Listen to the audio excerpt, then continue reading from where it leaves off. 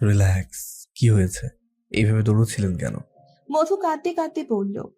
পেছনে একটা ছেলে। এতটুকু বলেই না বলতেই ছেলেটা মধুর কাছাকাছি এসে দাঁড়ালো। ফ্ল্যাশ লাইটের আলোয় ইয়াদ ছেলেটার দিকে তাকালো। তারপর মধুর দিকে তাকিয়ে বলল। আপনি একটু প্লিজ ফোনটা ধরুন, যাতে আমি ওকে দেখতে পাই।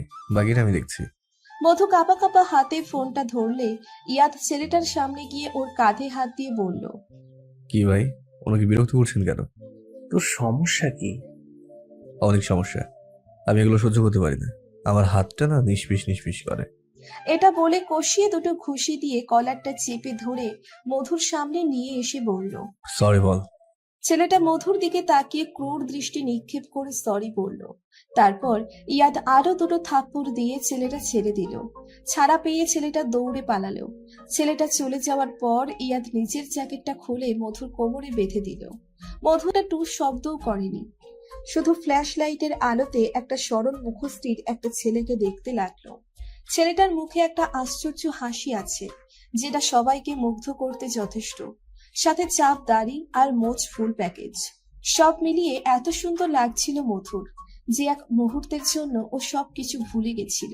ইয়াদের ট্রাকে মধুর হুঁশ এলো। ইয়াদ বলল। আপনার বাসা কোথায়? আরাগনগরের 2 নম্বর গলি, মহসিন ভিলা। ও তাই, কত তলায়? 4 তলায়। ও আচ্ছা, আমি 3 তলায়। আজই আসলাম ওই বাসে। চলুন আপনাকে দিয়ে আসি। ইয়াদ পিছনে আর মধুর সামনে হাঁটতে লাগলো। বাসার সামনে আসতেই ইয়াদ বলল। এবার আপনি চলে যান। ইয়াদ এটা বলে চলে যেতে নিলেই মধু পেছন থেকে ডেকে বলল। ধন্যবাদ। এইসব ধন্যবাদের কিছু নেই, আমরা প্রতিবেশী। তাই প্রতিবেশী তো প্রতিবেশী সাহায্য করবে, এটাই তো স্বাভাবিক। আপনার বয়সী আমার বোনও আছে, তাই এটা আমার কর্তব্য। এখন বাসায় যান। মধু সৌজন্যমূলক হেসে নিজেদের ফ্ল্যাটে চলে গেল। নিজেদের ফ্ল্যাটের সামনে এসে মধু জ্যাকেটটা কোমর থেকে খুলে ব্যাগে ভরে নিল, কারণ এটা বাসার কেউ দেখলে অনেক কৈফিয়ত দিতে হবে। এমনিতেই কৈফিয়ত দেওয়াটা মধু পছন্দ করে না। জ্যাকেটটা ব্যাগে ঢুকিয়ে মধু দরজায় নক করলো। 2 মিনিট পর মধুর ছোট বোন মিলি দরজা খুললো। মধু ভিতরে ঢুকতেই মিলি বলল। আপু, তোর পেছনে তো অবস্থা খারাপ। রাস্তা দিয়ে এসেছিস কিভাবে? হেঁটে আসছি। এখন চুপ কর। আম্মু কই? নিচের তলায় গেছে। নতুন ভাড়াটি আসছে, ওদের সাথে দেখা করতে। ও আচ্ছা, দরজা আটকে দে, আমি ওয়াশরুমে যাচ্ছি। আম্মু আসলে খুলে দিস। আচ্ছা। মধু ঘরে গিয়ে দরজা আটকে দিয়ে ব্যাগ থেকে জ্যাকেটটা বের করে ওয়াশরুমে গিয়ে রাখলো আর নিজের জামা কাপড় নিয়ে ওয়াশরুমে চলে গেল। জামা কাপড়গুলো ধুয়ে মধু গোসল করে নিল। ওরা ওগুলো বারান্দায় শুকাতে দিল। মধুর মা এসে ওর দরজায় নক করা শুরু করলো। মধু চুপ ছাড়তে ছাড়তে দরজা খুললো। আইরিন রহমান বললেন। কি রে, কলেজ থেকে এসে এভাবে ঘরে বসে আছিস কেন? খাওয়া লাগবে না? হ্যাঁ আসছি, মাত্রই গোসল করলাম। তাড়াতাড়ি আয়। মধু চুলগুলো তোয়ালে পেঁচিয়ে বেঁধে খেতে চলে গেল। খাওয়া শেষ করে ঘরে এসে অ্যাসাইনমেন্ট করতে বসলো। হঠাৎ মনে হলো জানালায় কিছু একটা শব্দ করছে। মধু টেবিল থেকে উঠে জানালার কাছে গিয়ে দেখলো একটা বাস্কেটে পায়েস আর একটা চিরকুট। মধু ভ্রু কুঁচকে ভাবতে লাগলো। আচ্ছা, আমাকে এগুলো পাঠাবে কে? ওপরের তলায় কোনো ছেলে থাকে না, নিশ্চয় আপুরা থাকে। আপুর তো ভাইও নেই, তাহলে এগুলো পাঠাবে কে? মধু বাস্কেটটা হাতে নিয়ে ঘরে নিয়ে আসলো। তারপর বাস্কেট থেকে পায়েসের বাটিটা তুলে নিয়ে চিরকুটটা খুললো। চিরকুটে লেখা ছিল। ইয়াদ, আমি খুশি হয়েছি তুমি এই বাসায় শিফট হয়ে আসছো। এবার আমরা চুটিয়ে প্রেম করব। তোমার জন্য পায়েস রান্না করছি, কে জানাবা কেমন হয়েছে। তোমার নিশি। পুরো চিরকুটটা পড়ে মধু বুঝতে পারলো কাহিনী কোথায়। নিচতলায় নিশিয়াপুরা বফরা আসছে, এই জন্য নিশিয়াপু এটা পাঠিয়েছে। কিন্তু এটা এসে মধুর জানালায় ফেসে গেছে। মধু পায়েসের বাটিটা তুলে খাওয়া শুরু করলো। ওফ, কি টেস্টি! খাওয়া শেষ করে বাটিটা বাস্কেটে রেখে একটা কাগজে লিখলো। নিশ্চয়ই আই লাভ ইউ, অনেক মজা হয়েছে।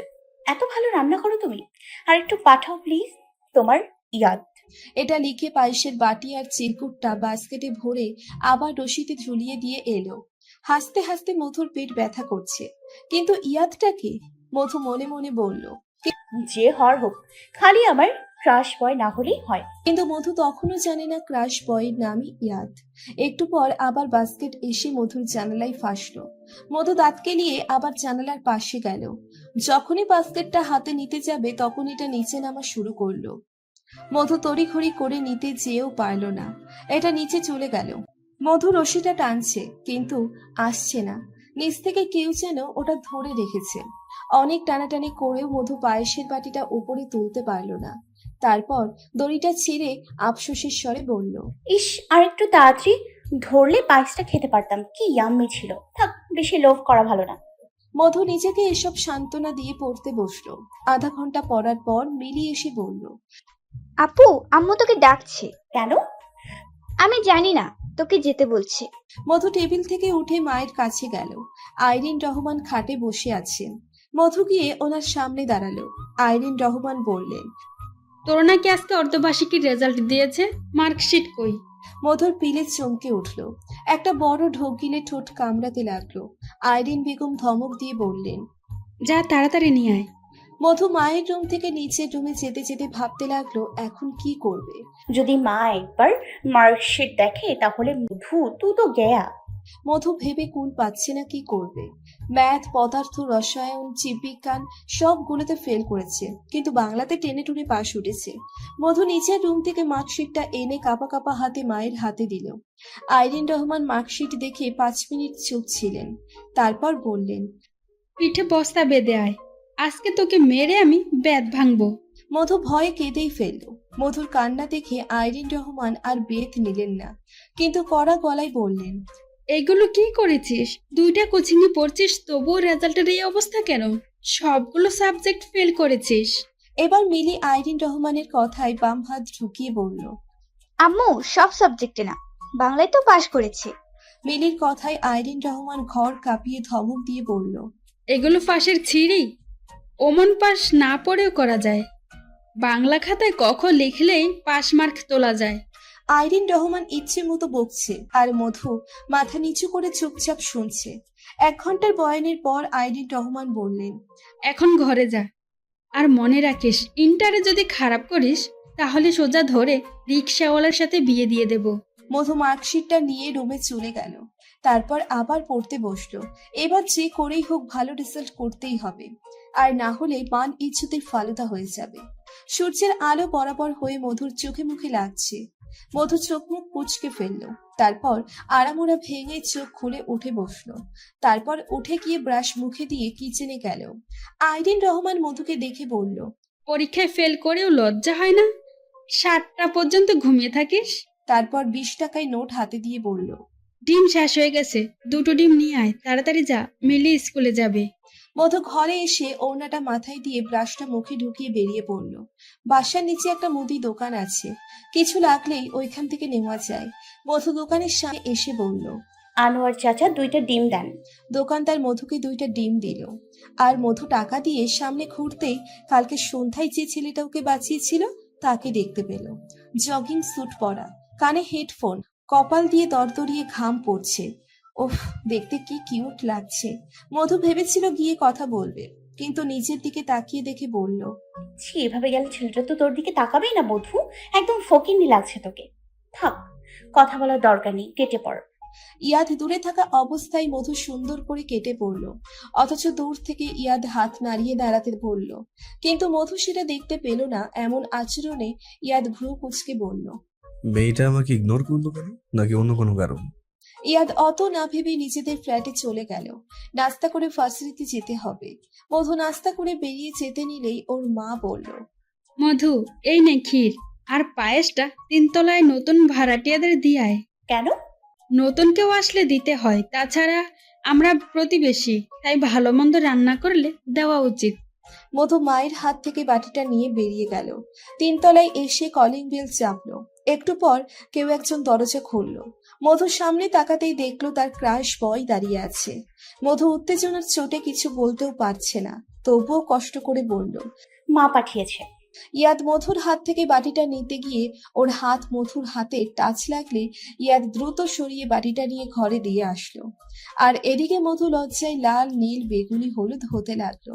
আর ইয়াদ আসার আগেই চলে গেল, কারণ আরো কতক্ষণ দাঁড়ালে বোধ হয় মধু একেবারে মাটিতে মিশেই যাবে। ইয়াদ বাটিটা ফিরিয়ে দিতে আসলো, কিন্তু দরজায় কেউ নেই। ও মা, গেল কোথায়? ইয়াদ বাটিটা আবার ঘরে রেখে এসে নিজের ব্যাগটা নিয়ে বেরিয়ে পড়লো। আজও আরিয়া নেই। সন্ধ্যা হয়ে গেছে। মধু কোচিং থেকে বেরিয়ে ভাবতে লাগলো কি করা যায়। আজও যে কালকের মতো কিছু হয়। মধু হাঁটতে হাঁটতে ওই রাস্তাটাই পৌঁছে গেল, কিন্তু আজ কোনো ছেলে নেই আশেপাশে। মধু আল্লাহর নাম নিয়ে হাঁটা শুরু করলো আর মনে মনে বলল, আরিয়া যতদিন না আসে ততদিন সে কোচিংয়ে যাবে না। মোটামুটি জোরে হাঁটার ফলে তাড়াতাড়ি চলে আসলো মধু, আর আল্লাহর রহমতে কোনো সমস্যাও হয়নি। বাসায় এসে প্রতিদিনের মতো ফ্রেশ হয়ে পড়তে বসলো, কিন্তু পড়ায় মন বসছে না। কালকের মতো আজও যদি কিছু খাবার পাওয়া যায়, ইস, সেই জন্য মধু জানালার কাছে এসে বসলো। এমনিতেই বাসায় মা পায়েস খেয়ে রান্না করেছে, কিন্তু এভাবে খাওয়ার মজাটাই আলাদা। অপেক্ষা করতে করতে সেই কাঙ্ক্ষিত সময়টা চলে এসেছে। মধু খেয়াল করলো একটা ঝুড়ি আস্তে আস্তে নিচের দিকে নামছে। মধু খপ করে ধরে ফেললো, তারপর ঝুড়িটা ঘরে নিয়ে এলো। আজকে পিঠা, তাও পুলি পিঠা। মধু জিহ্বা দিয়ে ঠোঁট চেটে বলল। এখন থেকে এই খাবার আমার। মধু চিরকুটটা নিয়ে খুললো। চিরকুটে লেখা ছিল, ইয়াদ, আমি তোমার সাথে রাগ করেছি। তুমি আমার একটা ফোনও ধরো নাই, কিন্তু তবুও অনেক কষ্ট করে তোমার জন্য বানাইছি। বইলো কেমন হয়েছে? তোমার নিশি। মধু চিরকুটটা পড়ে আর একটা কাগজে লিখলো, নিশি, আম সরি সোনা, আসলে অনেক বিজি ছিলাম তো তাই। রাগ করে না সোনা। আর পিঠাগুলো অনেক মজা হয়েছে, আরো কয়েকটা দিও। তোমার ইয়াদ। চিরকুটটা ভাঁজ করে পিঠাগুলো খেয়ে প্লেট আর চিরকুট ঝুড়িতে রেখে আবার দড়িতে ঝুলিয়ে দিয়ে আসলো। হঠাৎ মনে পড়লো বারান্দার ছেলেটা জ্যাকেটটা শুকাতে দিয়েছিল, সেটা আছে কিনা, নাকি মা দেখে ফেলেছে। মধু দৌড়ে চলে গেল বারান্দায়, গিয়ে দেখে জ্যাকেটটা ওখানেই আছে। মধু জ্যাকেটটা হাতে নিয়ে ঘরে চলে আসলো আর জ্যাকেটটা একটা শপিং ব্যাগে ভরে রাখলো। তারপর মায়ের কাছে গিয়ে বলল, আম্মু, পায়েসের আর ক্ষীরের বাকিটা নিয়ে আসি। কাল সকালে গিয়ে নিয়ে আসিস। এখন উপরে গিয়ে নিশির মাকে বল আমি ডাকছি। আচ্ছা। এটা বলে মধু শপিং ব্যাগটা নিয়ে বেরিয়ে গেল। নিশিদের বাসায় গিয়ে নিশির আম্মুকে ডেকে তারপর এই জ্যাকেটটা 3 তলায় গিয়ে ছেলেটাকে দিয়ে আসবে। মধু নিশিদের ফ্ল্যাটের সামনে গিয়ে দরজা নক করলো। দরজা খুললো নিশি। নিশি দেখে মধু বলল, আপু, আন্টিকে একটু ডাকবে? আম্মু, আন্টি ডাকছে। আচ্ছা, তুমি ঘরে আসো। নিশির কথাই মধু ঘরে গেল। নিশির মা নিচে গেল আর মধুকে নিশি নিজের ঘরে নিয়ে গেল। টেবিলের ওপর তার লেখা 2টি চিরকুট পড়ে আছে। মধু ইনোসেন্ট ফেস করে বলল।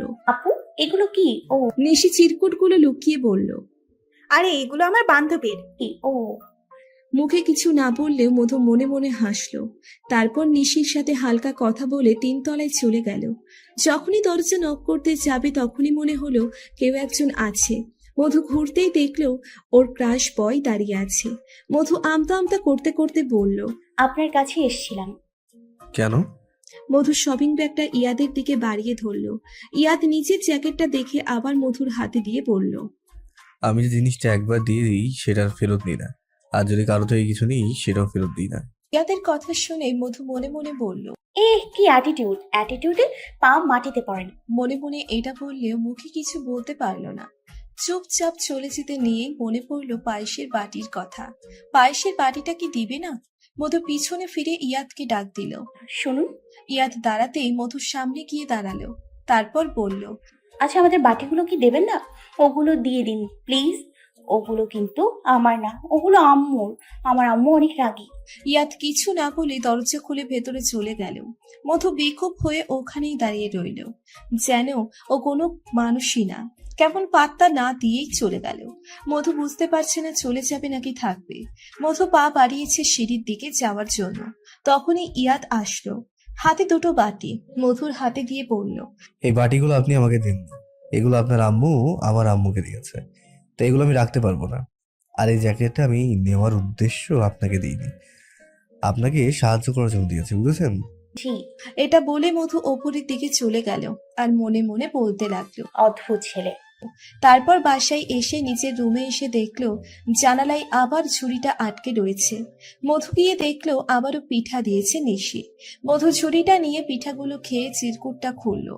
ইয়াদ, সোনা, জানো আরো দিব? এতটুকুই লেখা ছিল। মধু আরেকটা কাগজে লিখলো, নিশি, না জানু, আজকে আর না। I love you baby. এটা লিখে ঝুড়িতে রেখে রশিতে ঝুলিয়ে খাটে বসে হাসতে হাসতে বলল, নিশি আপু জানেও না সে কার সাথে চুটিয়ে প্রেম করছে। যাক, কারোর বয়ফ্রেন্ড হয়ে এত ভালো খাবার পাবো ভাবতেও পারি নাই। মধু 10টা পর্যন্ত পড়লো, এরপর আর পড়তে ইচ্ছে করছে না, তাই টিভি রুমে গেল। গিয়ে দেখে ওর মা সোফায় বসে মুভি দেখছে। মধুও মায়ের পাশে বসে পড়লো। আইরিন রহমান টিভির থেকে চোখ না সরিয়েই বললেন, কি করছিস এখানে? পড়া শেষ? না মা, কিন্তু এখন পড়তে ইচ্ছা করছে না। না করলে গিয়ে শুয়ে পড়, সকালে তাড়াতাড়ি উঠে পড়তে বসবি। আচ্ছা, একটু বসি, আধ ঘন্টা পরে যাই। তোরে আমি চিনি না? তুই টিভির সামনে বসলে দুনিয়াদারি ভুলে যাস। তাড়াতাড়ি যা, মার না খেতে চাইলে। কি আর করার, অগত্যা চলে যেতে হলো মধুর। ঘরে গিয়ে শুয়ে পড়লো। যেহেতু আর পড়তে ইচ্ছে করছে না, সেহেতু শুয়ে পড়াই উত্তম। শুক্রবারে অন্যান্য দিনের চেয়ে আরো বেশি ব্যস্ত থাকে মধু। যেমন আজকে প্রতি শুক্রবারের মতো এই শুক্রবারেও নিচের জামা কাপড়গুলো নিচের ধুয়ে শুকোতে দিতে হয়। তাই তো মধু জামা কাপড়গুলো ধুয়ে ছাদে নিয়ে চলল। কিন্তু ছাদের এক কোণাও খালি নেই, সবগুলো দড়িতে জামা কাপড় ঝোলানো। মধু জামাগুলোকে কিছুটা কুচকে কুচকে মেলে দিল। মোটামুটি অনেক কষ্টে জামাগুলো শুকোতে দিল, কিন্তু একটা ওড়না কোথাও দিয়ে পারছে না, তাই এটা একটা শার্টের উপর মেলে দিল। মধু জানে না শার্টটা কার। যদি জানতো শার্টটা ইয়াদের, তাহলে জীবনেও দিত না। জামা কাপড় শুকাতে দিয়ে মধু নিচে নেমে এলো। চারতলা দিয়ে নামার সময় বুঝতে পারলো নিশিদের ঘরে আজকে বিরিয়ানি রান্না হচ্ছে। মধু মনে মনে বলল, আজকে তাহলে আমারও বিরিয়ানি খাওয়া হচ্ছে। এটা বলে একটা দুষ্টু হাসি দিয়ে নিজের ঘরে চলে এলো। বাসায় আসতেই দেখলো একটা মেয়ে সোফায় বসে ওর মায়ের সাথে বকবক করছে। মেয়েটা কে? মধু মেয়েটাকে চেনে না। মধু ঘরে ঢুকতেই ওর মা বলল, মধু, এখানে বস। মধু মায়ের পাশে বসে পড়ল। মধুর মা মেয়েটাকে উদ্দেশ্য করে বলল, ও আমার বড় মেয়ে মধু, তোমার সাথেই পড়ে। ও এবার ইন্টার সেকেন্ড ইয়ারে। মেয়েটা মৃদু হেসে মধুর দিকে তাকিয়ে বলল, হাই, আমি ইরিন, 3 তলায় নতুন আসছি। ও, তুমি কোন কলেজে পড়ো? আরেকনগর ডিগ্রি কলেজ। তুমি? তোমাদেরই পাশের আরাকনগর মহিলা কলেজ। ও, তুমি কি 3 তলায় থাকো?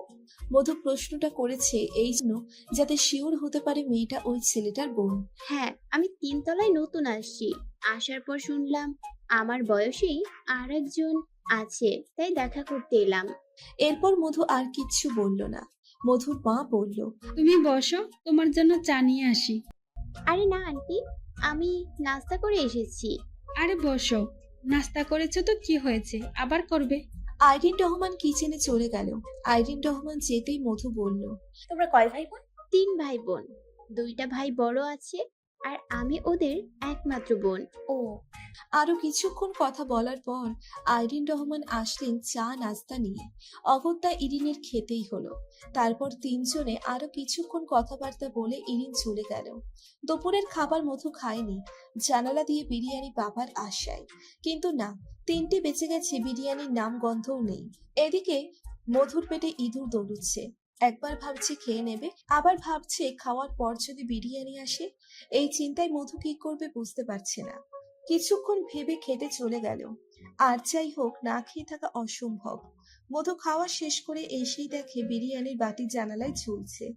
এই অবস্থায় মধুর প্রচুর কান্না পাচ্ছে। এত লোভনীয় বিরিয়ানি, অথচ পেটে এক ফোঁটাও জায়গা নেই।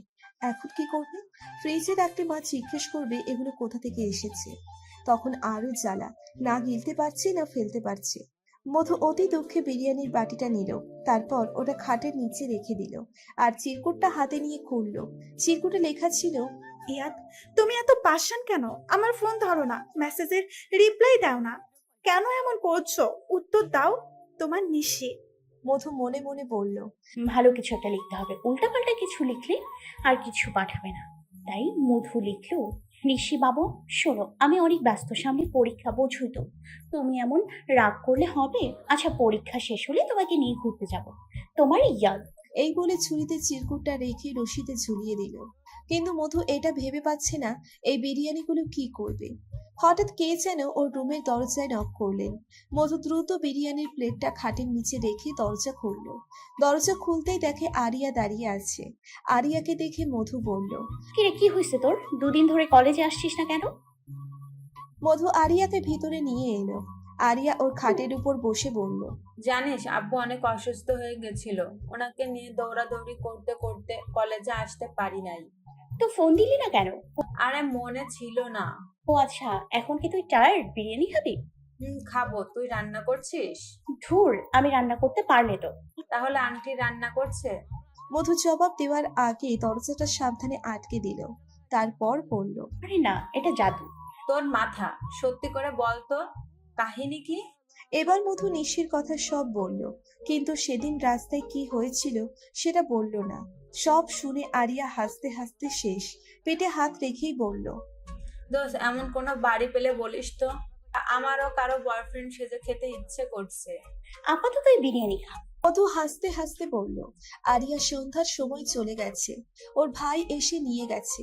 আরিয়া যাওয়ার পর মধু মায়ের বকুনিতে পড়তে বসলো, কিন্তু মধুর কপালে মনে হলো ভালো ছিল, বেশিক্ষণ পড়তে হয়নি, কারেন্ট চলে গেছে, জেনারেটরের চার্জ নেই।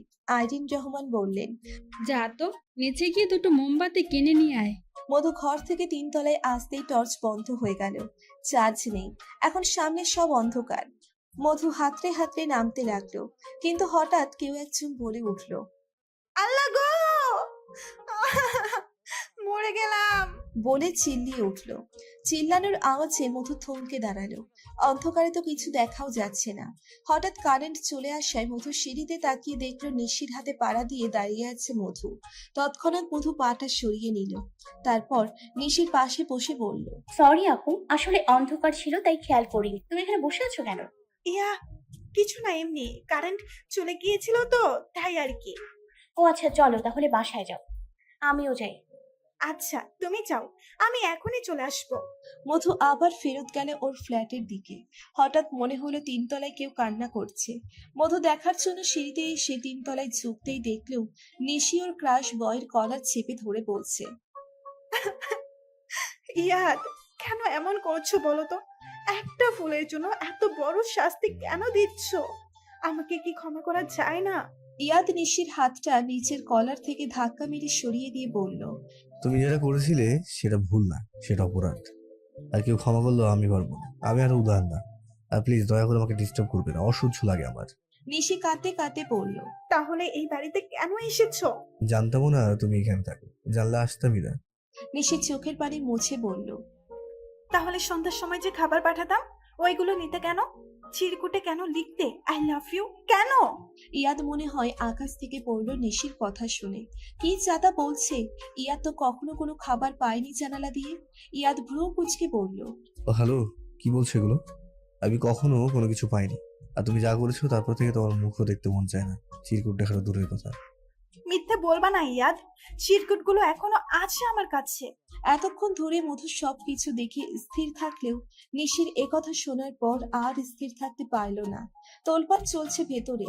নিশি যদি চিরকুটগুলো দেখিয়ে দেয় আর ইয়াদ যদি জানতে পারে তাহলে কি ভাববে? নির্ঘাত পেটুক ভাববে। মধু এগুলো ভাবতে ভাবতেই দেখলো নিশা চিরকুটগুলো ইয়াদের হাতে দিয়ে বলল, এগুলো তুমি লেখনি? ইয়াদ চিরকুটগুলো হাতে নিয়ে ভ্রু কুঁচকে বলল, নাটক করো আমার সাথে? এগুলো তো আমারই লেখা না। কার না কার লেখা চিরকুট এনে আমাকে জ্বালাচ্ছ। লজ্জা হওয়া উচিত তোমার। লজ্জা তো তোমার হওয়া উচিত। কি আবার চাইতে স্যাসরা কোথাকার? এটা বলে নিশি ওপরের দিকে আসতে নিলে মধু এক দৌড়ে নিজেদের ঘরে ঢুকে গেল। ঘরে আসার পর আইরিন রহমান বললেন, কি রে মধু, এতক্ষণ কই ছিলি? কারেন্ট তো তুই যাওয়ার 5 সেকেন্ড পরে চলে আসছে। আরে আপু, নিচে ইরিনের সাথে দেখা হয়ে গিয়েছিল, তো ওর সাথে কথা বলতেই দেরি হয়ে গেছে। ও আচ্ছা, কিছু না পারলে ওকে বলিস, মেয়েটা অনেক মেধাবী, তোর মতো ফেলতো না। মধু মনে মনে বলল, আপনার টাইম আ গয়া। এটা মুখটা বাঁকা করে নিজের ঘরে চলে গেল। নিজের ঘরে গিয়ে বসে নিচের কাহিনী মেলাতে লাগলো। তার মানে ইয়াদ এই ছেলের নাম, আর এই ছেলের সাথে নিশি আপুর রিলেশন ছিল। কোনো কারণে এটা ভেঙে গেছে আর নিশি আপু চাইছে এটা ঠিক করতে, কিন্তু ছেলেটা চাইছে না। ইস, ব্রেকআপটা আরো কয়েকদিন পর করলে ভালো হতো। এখন তো আর জানালা দিয়ে কোনো খাবারও দেবে না। এটা ভেবেই মধু মন খারাপ করে ফেলল। তবুও একটু শান্তি পাওয়া গেল। ওরা বুঝতে পারেনি এটা যে মধুর কাজ। ইয়াদ ভাবছে নিশি মিথ্যে নাটক করছে, আর নিশি ভাবছে ইয়াদ মিথ্যে বলছে। খেয়ে আবার ছেঁচড়ামি করছে, আর মধু আপসেট মুডে পড়তে বসে। আইরিন রহমান এসে মধুর মুখে পানির ছিটা দিয়ে বললেন, তাড়াতাড়ি উঠ মধু, 7টা বেজে গেছে। এত ঘুমালে শ্বশুর বাড়ি গিয়ে কি করবি? সংসার করে খেতে পারবি না। মধু চোখ মুখ কচলে উঠে বসলো। তারপর ঘুম জড়ানো কণ্ঠে বলল, আমার প্রয়োজন নেই সংসার করার, এমনিতেই অনেক ভালো আছি। আর তোমাকে না আমি বারবার বলেছি সংসার নামক এসব ফালতু জিনিসের নাম আমার সামনে বলবে না। তাহলে তোকে কি সারা জীবনই বসিয়ে খাওয়াবো নাকি? সারা জীবন লাগবে না, আরো কয়েকটা মাস কষ্ট করো, অনার্সে ভর্তি হয়েই জবে ঢুকবো। অনার্স ফার্স্ট ইয়ারে উঠেই তুমি চাকরি পেয়ে যাবে। চাকরি মনে হয় হাতের মোয়া। চাকরি না পেলে মাটি কাটবো, ইট ভাঙবো, চৌরাস্তার মোড়ে ভিক্ষা করব। তবুও তুমি চুপ করো, তোমার থেকে আর খাবো না, এবার যাও। আইরিন রহমান মুখ বাঁকিয়ে চলে গেলেন আর মধু বিরক্ত মুখে ওয়াশরুমে চলে গেল। সকাল সকাল মেজাজটাই খারাপ হয়ে গেল। মধু ফ্রেশ হয়ে কলেজের ইউনিফর্ম পরে নাস্তা না খেয়ে বেরিয়ে পড়ল। পেছন থেকে আইরিন রহমান ডাকলেও শুনল না। রাগটা যেন মাথায় চেপে বসেছে। রাস্তা দিয়ে নিচের দিকে তাকিয়ে হাঁটছিল মধু। আসলে নিচের দিকে শুধু তাকিয়েছিল বলে ভুল হবে, কাঁদছিল। হঠাৎ কেউ একজন ওর সামনে এসে দাঁড়ালো। মধু চোখ মুছে মুখ তুলে তাকালো। তার সামনে ইয়াদ দাঁড়িয়ে আছে।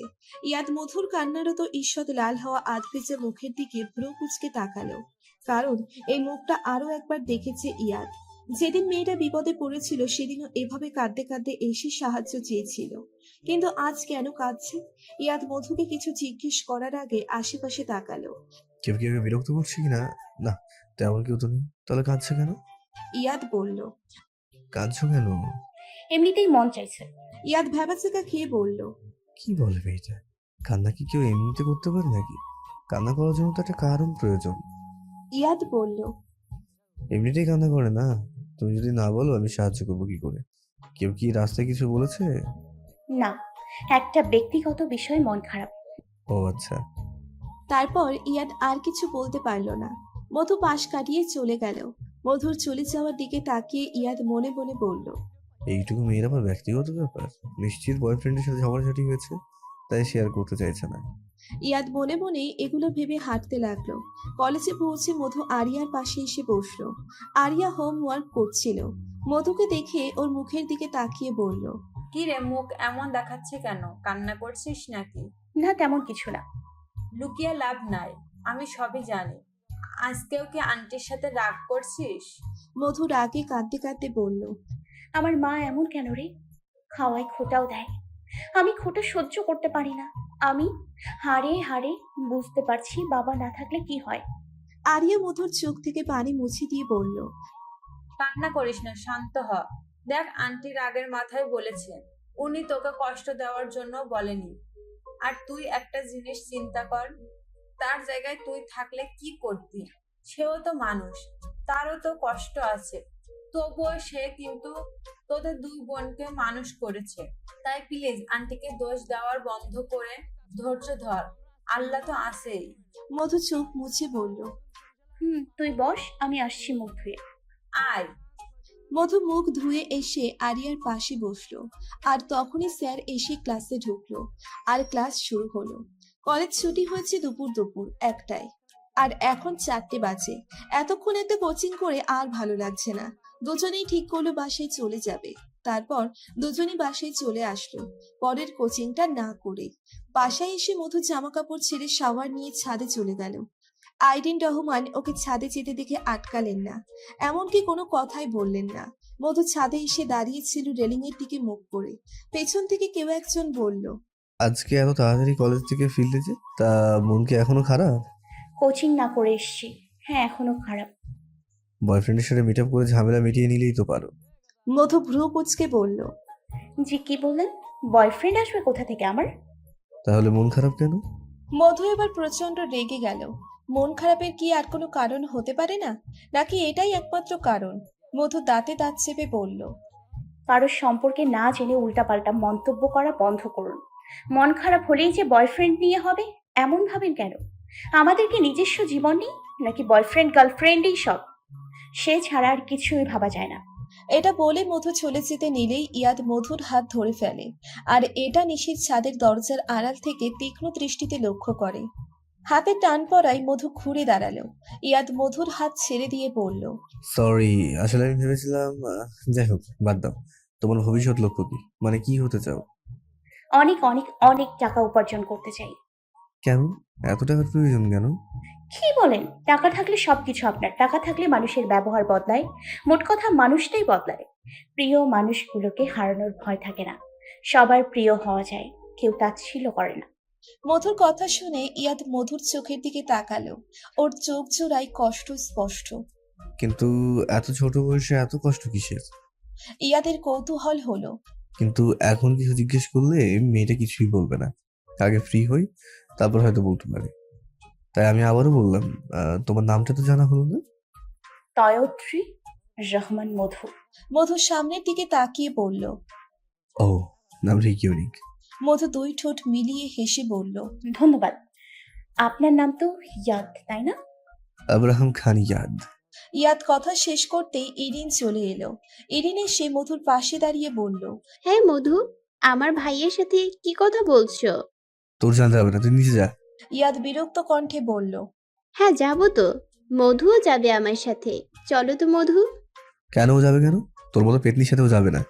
ইয়াদের কথা শুনে ইরিন বলল, আচ্ছা, ওকে মধুই বলুক। ও কি এখানে থাকবে নাকি আমার সাথে যাবে? মধু দাঁত বের করে হেসে বলল, ইরিনা আমার বান্ধবী, তাই আমি ওর সাথেই যাব। কিন্তু আমি তো তোমার বান্ধবীর ভাই।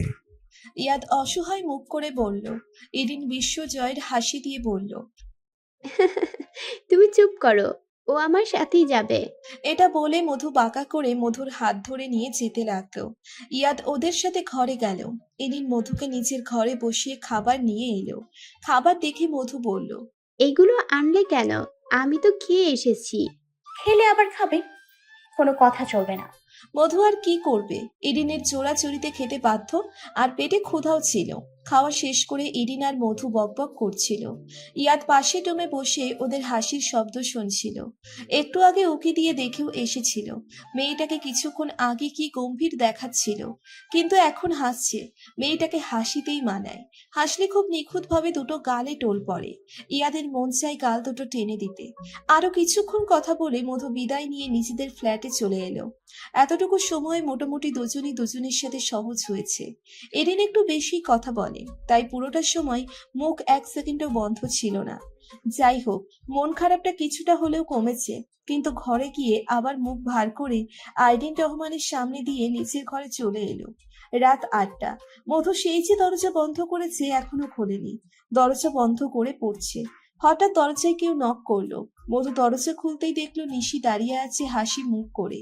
নিশিকে দেখে মধু মুখে কৃত্রিম হাসি টেনে বলল, আরে নিশি আপু, হাসো, ভেতরে এসে বসো। নিশি এসে মধুর খাটে বসলো। মধু বলল, তুমি বসো, আমি তোমার জন্য চা আনছি। নিশি মধুর হাত ধরে আটকে দিয়ে বলল, চা লাগবে না, তুমি আমার পাশে একটু বসো, তোমার সাথে কথা আছে। আর দরজাটা চাপিয়ে দিয়ে আসো। মধু মনে কৌতূহল রেখে দরজা চাপিয়ে নিশির পাশে গিয়ে বসলো। নিশি মধুর দিকে তাকিয়ে বলল, 3 তলায় নতুন আসছে যে একটা ছেলে, ইয়ার নাম, ওকে চেনো? হ্যাঁ, কথা হয়েছে হালকা। ও শোনো, ওর আর ওর বোনের সাথে কথা বলবে না। ওদের দেখলে এড়িয়ে চলবে। কেন আপু? কৈফিয়ত দেব না আমি তোমাকে, যেটা বললাম সেটা করবা। আর যদি না করো, তোমার আম্মুকে তো চিনো তাই না? আন্টিকে একবার বললে সে তোমার কি করবে জানো তো, নাকি মনে করিয়ে দিব?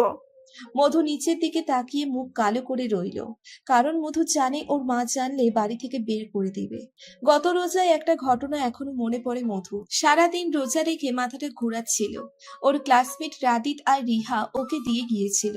মধু ওদের বাসায় এনে বসায়। তখন ওদের সামনে আইরিন রহমান কিছু না বললেও ইফতারির পর মধুকে অনেক মেরেছিল। শরীরে দাগ বসে গিয়েছিল। ওই মারের চোটে মধুর 3 দিন ভয়ানক জ্বর আসে। 3 দিন রোজাও রাখতে পারেনি। তারপর মধুর মা কড়া করে বলে দিয়েছিল যেন কোনো ছেলে বন্ধু না থাকে, আর যদি কখনো কোনো সম্পর্কে জড়ায় তাহলে বাড়ি থেকে বের করে দিবে। মধু ওই ঘটনার পর থেকে ছেলেদের সাথে কম কথা বলে, আর বাসায় আনা তো দূরের কথা। আর এখন যদি নিশি ওর মায়ের কাছে ইয়াদকে নিয়ে কিছু বলে তাহলে মনে হয় এখানে আর না থাকাই হবে। মধু কিছু বলছে না দেখে নিশি বলল, কি ভাবছো? শোনো, কিছু ভেবে লাভ নাই, পস্তাবে। এটা বলে নিশি উঠে দাঁড়ালো, দরজার কাছে গিয়ে বলল। মনে থাকে যেন আমার কথা, না হলে। এটা বলে নিশি আর না দাঁড়িয়ে চলে গেল। মধুর আবার মন খারাপ হলো, চারিদিকে শুধু দুঃখ আর দুঃখ। মধু দীর্ঘশ্বাস ফেলে আবার পড়তে বসলো। রাত 10টার দিকে মিলি খাবার দিয়ে গেল ঘরে। মধু চুপচাপ খেয়ে শুয়ে পড়ল। শরতের নীল আকাশে টুকরো টুকরো মেঘ ভেসে বেড়াচ্ছে। চারপাশে হালকা বাতাস, রোদের তাপও আছে, তবুও বাতাসটা শরীরে শিহরণ জাগায়। মধু বারান্দায় দাঁড়িয়ে আছে, আজ কলেজে যাবে না। একটু আগে মিলি আর আইরিন রহমান মুসলিগঞ্জ চলে গেছে, নানি নাকি অসুস্থ। আই মধুকে বাসায় রেখে গেছে। মধুও তাই চেয়েছিল। মধুর সাথে সম্পর্ক খারাপ না হলেও ওই বাড়িতে যেতে ইচ্ছে করে না মধুর। তার অবশ্য একটা কারণও আছে। ওই বাড়িতে গেলে কয়েকটা মহিলা সব সময় মধুর বিয়ের কথা বলে, নানা রকম কথা বলে, মায়ের মাথা ভরিয়ে ফেলে। মধুর প্রচন্ড বিরক্ত লাগে। এদের কি খেয়ে দিয়ে কাম নাই? কারো বিয়ে না হলে কি এরা মরে যাবে, নাকি নিজের জামাই দিয়ে দিবে? যত সব। সেই জন্যই মধু নানির বাড়ি যায় না। বারান্দা থেকে ভেতরে এসে বসলো মধু। 2-3 দিন কলেজে যাওয়া লাগবে না ভেবেই শান্তি লাগছে। দুপুরের জন্য আইরিন রহমান রান্না করে গেছেন, আর রাতে নিজে রান্না করতে হবে। খুব বেশি ভালো রাঁধতে না পারলেও খাওয়া যায়, এতটুকু মধু রাঁধতেই পারে, তাই তেমন কোনো চিন্তা নাই। মধু সোফায় বসে পায়ের উপর পা তুলে টিভি ছাড়তেই সামনে একটা মুভি পড়লে গোলমাল। মধু বসে গেল মুভিটা দেখতে। মুভি শেষ হলো 12টায়।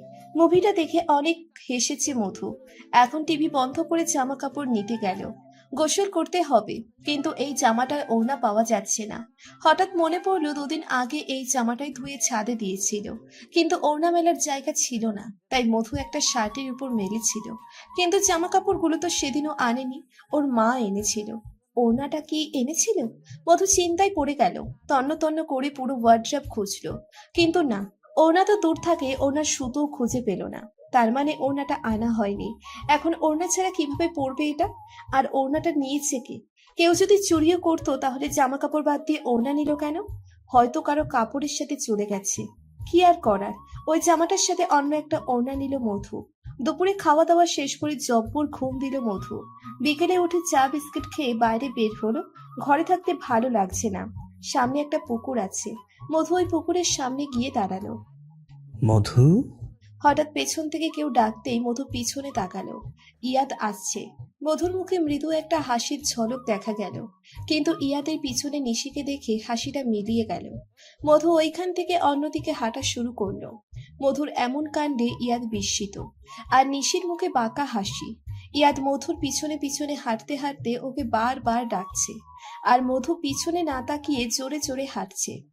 ইয়াদ কিছুক্ষণ মধ্যে মধুর পাশাপাশি চলে এলো। যখনই মধুর হাত ধরতে যাবে, তখনই নিশি এসে মধুর হাত ধরে বলল।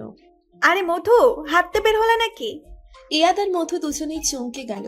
মধু নিজেকে সামলে বলল। জি আপু। ও, চলো আমরা একসাথে হাঁটি। চলো।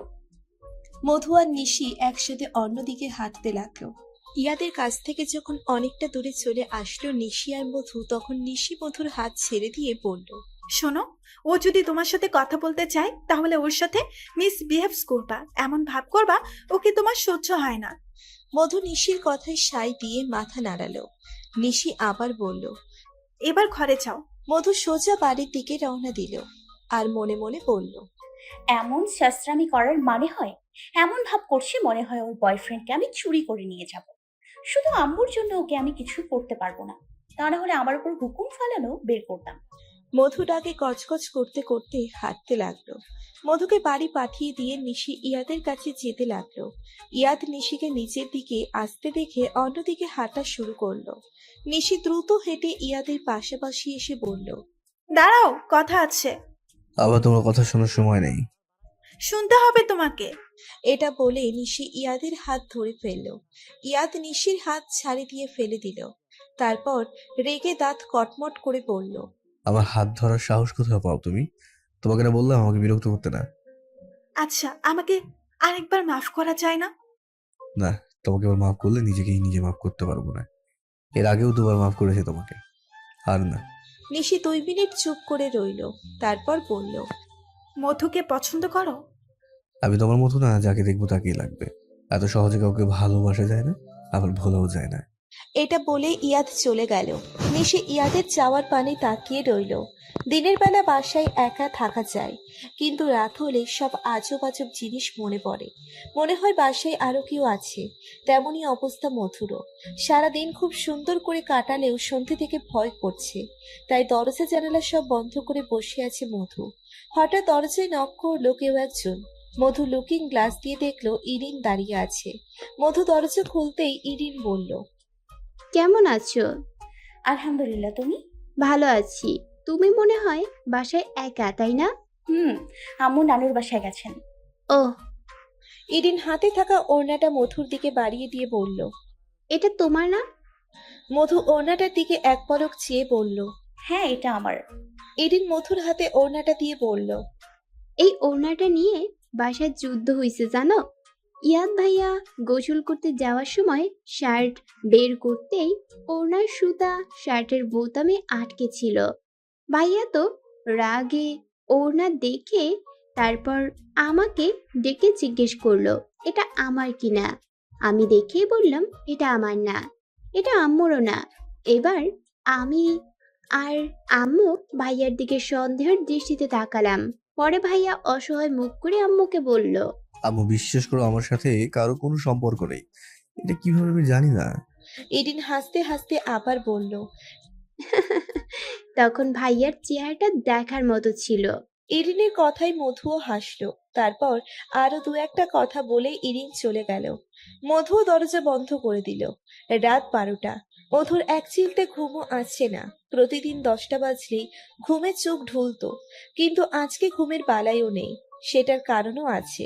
মধু নিজের ঘরে লাইট বন্ধ করেনি। লাইট বন্ধ করলেই মনে হয় কেউ ওর পাশে শুয়ে আছে। এই ওভার থিঙ্কিং এর জন্য একটু ঘুম আসছে না মধুর। দীর্ঘ সময় এপাশ ওপাশ করতে করতে একসময় মধুর ঘুম চলে এলো। সূর্য এখনো ওঠেনি, কিন্তু অন্ধকার সরে গিয়ে আকাশ পরিষ্কার হয়েছে। কিছুক্ষণের মধ্যেই সূর্য উঠবে। আজ মধুর অনেক তাড়াতাড়ি ঘুম ভেঙেছে। দেরিতে ঘুমিয়েও তাড়াতাড়ি ঘুম ভেঙেছে দেখে মধু নামাজ পড়ে হিজাব পরে বেরিয়ে গেল। সকালে হাঁটতে অনেক ভালো লাগে মধুর, কিন্তু ইদানিং ঘুম থেকে উঠতে পারে না বলে যেতেও পারে না। তবে আগে প্রতিদিন নিয়ম করে যেত। মধু হাঁটতে হাঁটতে পুকুর পাড়ে চলে এলো। জায়গাটা সুন্দর। পুকুরটা চারিদিকে বাধাই করা। আশেপাশে গাছপালা পরিবেশটা মোহনীয় করে তুলেছে। পুকুর পাড়ের রাস্তায় ঢালাই করা। প্রতিদিন সকালে বিকেলে অনেকেই এখানে হাঁটেন। মধু বাধাই করে ঘাটে গিয়ে বসলো। তারপর সালোয়ারটা হালকা উঠিয়ে পা ডোবালো।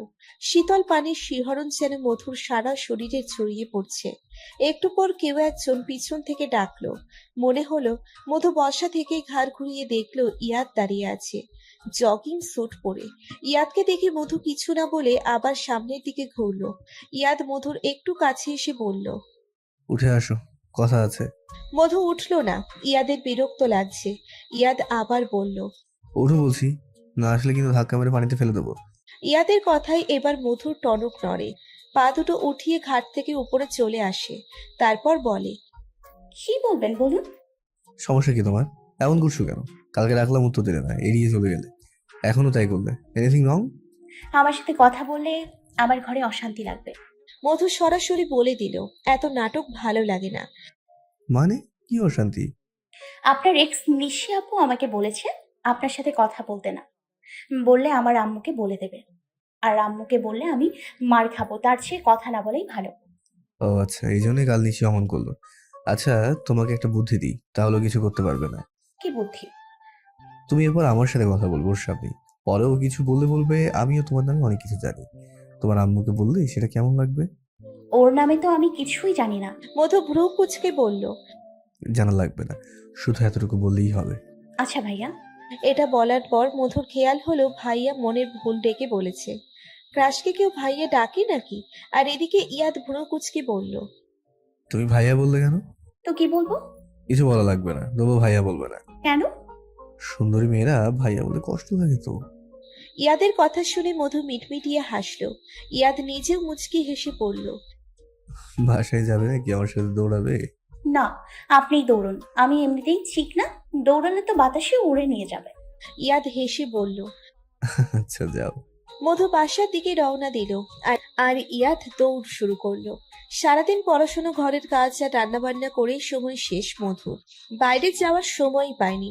দুপুরে খাওয়া দাওয়া করেই ঘুমিয়ে পড়েছিল। বিকেলে উঠতেই দেখলো আকাশ কালো হয়ে আছে, বাইরে প্রচুর বাতাস। মধু তাড়াতাড়ি দরজা জানালা বন্ধ করে ছাদে গেল। কয়েকটা কাপড় শুকোতে দিয়েছিল। আল্লাহই জানে আছে কিনা, নাকি সব উড়িয়ে নিয়ে গেছে। ছাদে গিয়ে দেখলো না আছে, কিন্তু বাতাসে কাপড়গুলো পতাকার মতো উড়ছে। মধু কাপড়গুলো নিয়ে চলে আসতে নিলেই হঠাৎ বালুর মতো কিছু একটা চোখের মধ্যে পড়তেই মধু চোখ বন্ধ করে ফেললো। চোখ অনেক জ্বালা করছে, চোখ খুলতেই পারছে না। এদিকে ইয়াদ ছাদে উঠতেই দেখলো বাতাসের মধ্যে মধু দাঁড়িয়ে আছে, চোখে হাত দিয়ে। ইয়াদ ওর সামনে গিয়ে দাঁড়িয়ে বলল, এভাবে দাঁড়িয়ে আছো কেন? চোখে কিছু একটা পড়েছে, চোখ জ্বালা করছে, কচকচ করছে। ইয়াদ মধুর হাতটা সরিয়ে চোখটা আলতো করে খুলে দেখতে লাগলো কিছু পড়েছে কিনা, কিন্তু না, কিছুই দেখতে পাচ্ছে না। ইয়াদ মধুর চোখে কয়েকবার ফু দিয়ে বলল। এখন কি খারাপ লাগছে? মধু বলল, না এখন ঠিক আছে, তবে হালকা কচকচ করছে। বাসায় গিয়ে মুখে পানি দিয়ে দাও। আচ্ছা। মধু আর ইয়াদ দুজনেই নিচে নেমে এলো। মধু নিচের ঘরে চলে গেল আর ইয়াদ নিচে নেমে গেল। বাইরে ভয়ঙ্কর ঝড় হচ্ছে, বাসায় কারেন্ট নেই। পুরো অন্ধকারের মধ্যে জড়সড় হয়ে বসে আছে মধু। হঠাৎ দরজায় কেউ ধাক্কা দিল। একবার ধাক্কা দিয়েই থেমে গেল। মধু ভয়ে আরো সিঁটিয়ে গেল, কারণ ও শুনেছে একবার দরজায় নক করে নাকি ভূতেরা। তারপর আবার 3-4 বার নক করতে মধু গুটি গুটি পায়ে দরজা খুললো। খুলতেই দেখলো ইরিন দাঁড়িয়ে আছে, ওর হাতে মোম। হাতের মোমটা বাড়িয়ে দিয়ে বলল, কি অন্ধকারে বসে আছো কেন? নাও এটা ধরো, আর আমাকে তোমার পদার্থবিজ্ঞান নোট খাতাটা দাও, কালকে আমার ক্লাস টেস্ট। মধু মোমবাতি নিয়ে খুঁজে ওর নোট খাতাটা বের করে ইরিনকে দিল। খাতাটা নিয়ে ইরিন চলে যেতে নিলেই মধু বলল, বাতিটা নিভে না? না, ওটা তোমার কাছেই থাক, অন্ধকারে থাকা ভালো না। এটা বলে ইরিন চলে গেল। মধু মোম নিয়ে ঘরে এলো। যাক, অন্ধকারে তো আর থাকা লাগবে না। মোমটা টেবিলের উপর রেখে মধু খাটে বসলো। ঝড় বৃষ্টি কিছুক্ষণ পর থেমে যাওয়ায় কারেন্টটাও চলে এলো। মধু বৃষ্টি হচ্ছে কিনা এটা দেখার জন্য জানালা খুলে হাত বাড়িয়ে দেখলো, না, বৃষ্টি হচ্ছে না, তবে ঠান্ডা বাতাস বইছে। হঠাৎ মধুর বাগানে চোখ গেল। এই বাড়িটা পিছনে একটা বাগান আছে, যেখানে কেউ ঢুকতে পারে না, তবে মধুর জানালা দিয়ে বাগানটা পরিষ্কার দেখা যায়। মধু সরু চোখে দেখলো কেউ একজন বাগানের বেঞ্চিতে বসে আছে। কে এসে? মধুর ভয় লাগছে। জিজ্ঞেস করবে বাগানে কেউ আছে কিনা, নাকি জানালা বন্ধ করে দিবে। যদি চোর ডাকাত হয়? এমনিতেও বাসায় কেউ নেই, শুধু শুধু খাল কেটে কুমির আনার দরকার নেই। তাই মধু জানালা বন্ধ করে দিল। কালকে রাতের মতো আজকেও কাটবে ভয়ে ভয়ে। এমনিতেই ঝড় বৃষ্টি, তার উপর মধুর আলগা ভয় তো আছেই। খাওয়া দাওয়া করে মধু দোয়া দৌড় পরে শুয়ে পড়ল। আজও খুব সকালেই ঘুম ভাঙলো মধুর। কাল রাতেও তাড়াতাড়ি ঘুমিয়ে পড়েছিল। নামাজ পড়ে নাস্তা বানাতে গেল। আজকে আর বের হতে ইচ্ছে করছে না। নাস্তা বানাতে বানাতে 7টা বেজে গেছে। মধু নাস্তা খেতে খেতে টিভি দেখতে লাগলো। হঠাৎ কলিং বেল বাজায়। মধু নাস্তার প্লেট টেবিলের উপর রেখে লুকিং গ্লাস দিয়ে দেখলো ওর মা আর বোন এসেছে। ওদের দেখে মধু দ্রুত টিভি বন্ধ করে নাস্তার প্লেট নিচে রুমে রেখে এসেই দরজা খুলে দিল। আইরিন রহমান ঘরে ঢুকে বললেন, এত সময় লাগলো কেন দরজা খুলতে? খাচ্ছিলাম আমি। নাস্তা বানিয়েছিস? হ্যাঁ। মধু দায়সারা জবাব দিল। কলেজে যাবি? যেতে হবে, আমি রেডি হয়ে আসছি। এটা বলে মধু নিচের ঘরে গিয়ে নাস্তা খেয়ে রেডি হয়ে নিল। তারপর ব্যাগ নিয়ে যাওয়ার সময় রান্নাঘরে একবার উকি দিয়ে জিজ্ঞেস করলো, নানি কেমন আছে? এখন ভালোই আছে। আচ্ছা। বলেই মধু কলেজে যাওয়ার জন্য রাস্তায় বের হয়ে হাঁটতে লাগলো। একটু হাঁটতেই দেখলো ইয়াদ একটা মেয়ের সাথে হাসতে হাসতে কথা বলছে। মেয়েটাও হাসছে। কেন জানি ব্যাপারটা একদম ভালো লাগছে না মধুর। কেন ভালো লাগছে না মধু নিজেও জানে না। তাই মধু আর ওইদিকে তাকালো না, কিন্তু তবুও চোখ হারামি বারবার ওইদিকেই চলে যায়। ওদের ক্রস করার পর ঘাড়টাও বেইমানি করছে। না চাইতেও ঘাড় ঘুরিয়ে মধু ওদের দেখছে। ওরা চোখের আড়াল হওয়া পর্যন্ত মধু কতবার যে ঘাড় বাঁকা করে ওদের দিকে তাকিয়েছে সেটাও নিজেও জানে না। কলেজে পৌঁছানোর পরেই আরিয়ান পাশে গিয়ে বসলো। মধুর উদাস মুখের দিকে তাকিয়ে বলল, কি রে, কি হয়েছে? চেহারা এমন করে রাখছিস কেন? আরে একটা ছেলের উপর ক্রাশ খেয়ে বসে আছি। তো সমস্যা কই? গিয়া লাইন মার। ছেলে কই থাকে? আমাদের বাসার 3 তলায়। আরিয়া লাফিয়ে উঠে বলল। বাহ, তাহলে আর লাগে কি? সকালে বিকালে ক্রাশের সাথে দেখা হবে, তাই লাইন মারা শুরু কর। এত সহজ না বোন, পুরোটা শুনে তারপর কথা বল। ওর এক্স 5 তলায় থাকে। মধুর কথা শোনার পর যতটা উচ্ছ্বাস আরিয়ার মুখে ছিল সব ফুস হয়ে গেছে। তবুও আরিয়া বলল। এক্স হইছে তো কি হইছে? ওর সাথে তো এখন সম্পর্ক নাই। না থাকলে ওর এক্স সহ্য করতে পারে না আমি ওর সাথে কথা বললে। মানে কি? কি বলে? আরিয়া ভ্রু কুচকে জিজ্ঞেস করলো। মধু এই 2-3 দিনে নিশি যা যা বলেছে করেছে সব আরিয়াকে বলল। আরিয়া সব শুনে বলল। আচ্ছা, বুঝলাম। আচ্ছা, তোর ক্রাশ মানে এদের দিকে থেকে সারা আছে? আমি বুঝতে পারছি না, স্বাভাবিক আচরণই করে। আর সবার সাথে যেভাবে কথা বলে আমার সাথেও সেভাবেই বলে। এখনই কিছু বলা যাবে না, আরো কয়েকদিন দেখ, তারপর তুই নিজেই বুঝবি। মধু আরিয়ার কথার উত্তরে কিছু বলতে যাবে তার আগেই স্যার চলে এলো। তাই মধু আর কথা বলতে পারলো না। ক্লাস শেষে কোচিংয়ে গেল। আজকে 2টো ব্যাচই পড়তে হবে। 3-4 দিন ধরে প্রচুর খামখেয়ালি করেছে, আর করলে হবে না। 2টো ব্যাচ ছুটি হচ্ছে সন্ধ্যার সময়। আরিয়া আর মধু একসাথেই ওই রাস্তাটা দিয়ে হাঁটতে লাগলো। আচমকাই মনে হলো কেউ একজন ওদের পিছনে পিছনে আসছে। এটা শুধু মধুর না, আরিয়াদেরও মনে হলো কে আসবে। আরিয়া আর মধু দুজনেই কয়েকবার পিছনে তাকালো, কিন্তু না, সন্দেহজনক কাউকে দেখতে পেল না। আবার হাঁটতে শুরু করলো ওরা। এবারও সেম কাহিনী। মধু ভয়ে আরিয়ার হাত চেপে ধরে বলল। দোস্ত, আমার মনে হয় ভূত আমাদের পেছনে পড়েছে, তাড়াতাড়ি হাট। আরে ভূত টুত কিছু নাই, হয়তো কেউ ফাজলামি করছে। শালারে পাইলে চটকাইতাম। আরিয়া বিরক্তি মুখে হাঁটছে আর মধু ভয়ে ভয়ে। ওই রাস্তাটা পার হয়ে একটু হাঁটলেই মধুর বাড়ি। আরিয়া মধুর বাড়ির সামনে এসে ওকে বিদায় দিয়ে চলে গেল। মধু ঘরের সামনে আসতেই দেখতে পেল নতুন কয়েক জোড়া জুতা। মধু ভেবে পেল না ঘরে আবার কোন মেহমান আসলো। কৌতূহলী হয়ে দরজায় নক করলো সে। আইরিন রহমান দরজা খুলে হাসি মুখে মধুকে ঘরে নিয়ে এলো। আইরিন রহমানের আচরণ ঠিকঠাক লাগছে না মধুর কাছে। মধুর হঠাৎ আদিক্ষেতা কেন? আইরিন রহমান যখন মধুকে বর্ষার ঘরে নিয়ে গেল তখন মধু বুঝতে পারলো কাহিনী কি। ওকে দেখতে এসেছে একটা আন্টি টাইপের মহিলা আর একটা ছেলে। মনে হয় মহিলারই ছেলে, বয়স আন্দাজে 32 হবে হয়তো। মধুর অনুসন্ধানের মাঝে আইরিন রহমান বাম হাত ঢুকিয়ে দিয়ে বললেন। এই তো আমার মেয়ে, ও রেডি হয়ে আসুক, আপনারা একটু বসুন। এটা বলে আইরিন রহমান মধুকে ওর ঘরে নিয়ে গিয়ে বলল। তাড়াতাড়ি বিছানার উপর রাখা শাড়িটা পরে একটু সেজে গুজে নে, আর মুখ প্যাঁচার মতো না করে মুখে একটু হাসি রাখবি। এটা বলেই উনি চলে যেতে নিলেই মধু বলল। আমাকে একবার জিজ্ঞেস করতেও পারতে। তোকে জিজ্ঞেস করার কি আছে, বড় হয়েছিস, বিয়ে হবে না নাকি? কতদিন আর আমার ঘাড়ে বসে থাকবি?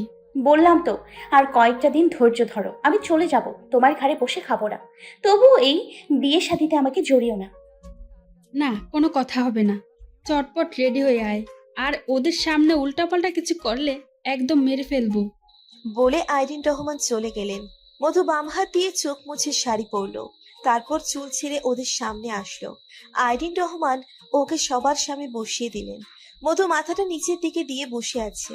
ছেলের মা হঠাৎ বলে উঠল। এই দিকে তাকাও। মধু মুখ তুলে তাকালো। মহিলাটি পাশের ছেলেটার দিকে তাকিয়ে বলল। পছন্দ হয়েছে বাবু?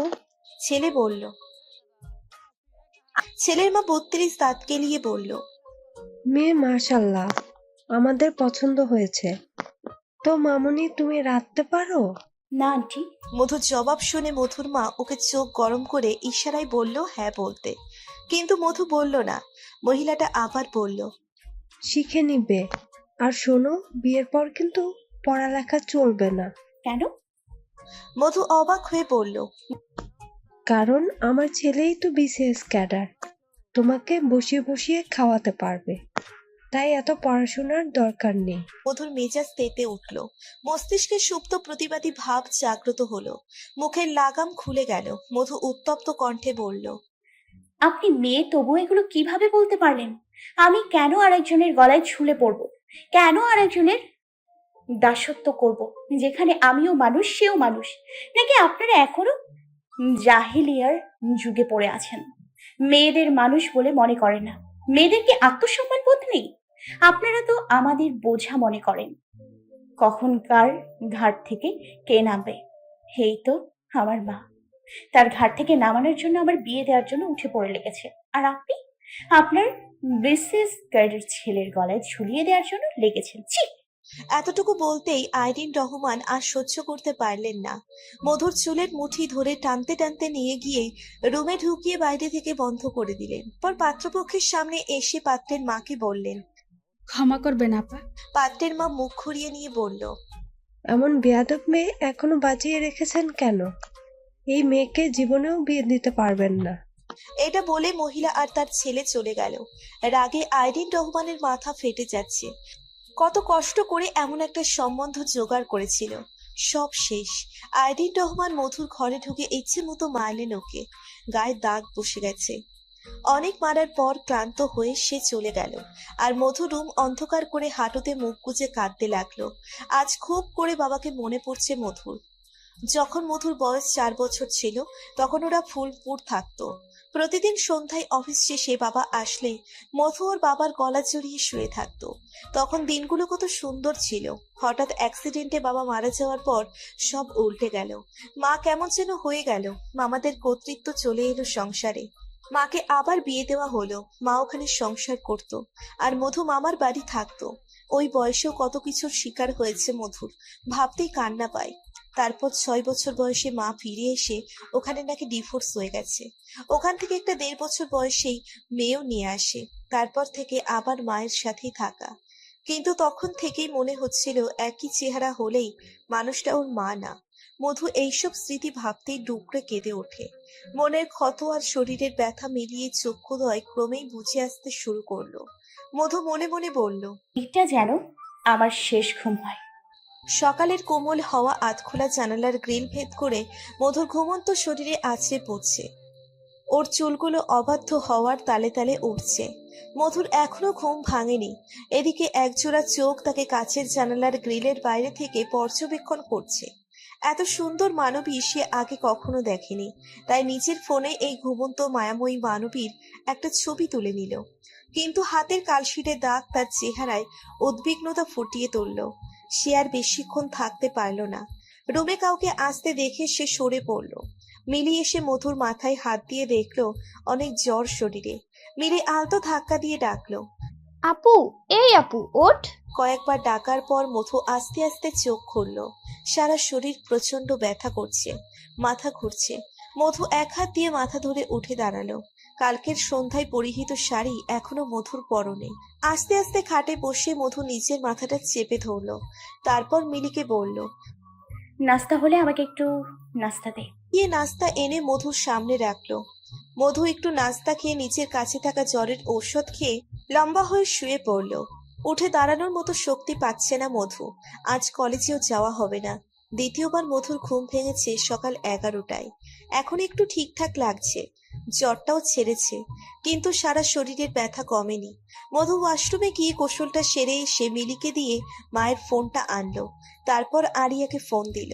আরিয়া ফোন ধরতেই মধু বলল, আজকে বিকেলে বাসায় আসিস, কথা আছে। আচ্ছা, কলেজে আসিসনি কেন?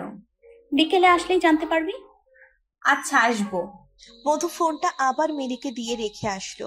তারপর আবার শুয়ে পড়লো। কলেজ শেষে একটা ব্যাচ পরেই আরিয়া মধুর বাসায় চলে আসলো।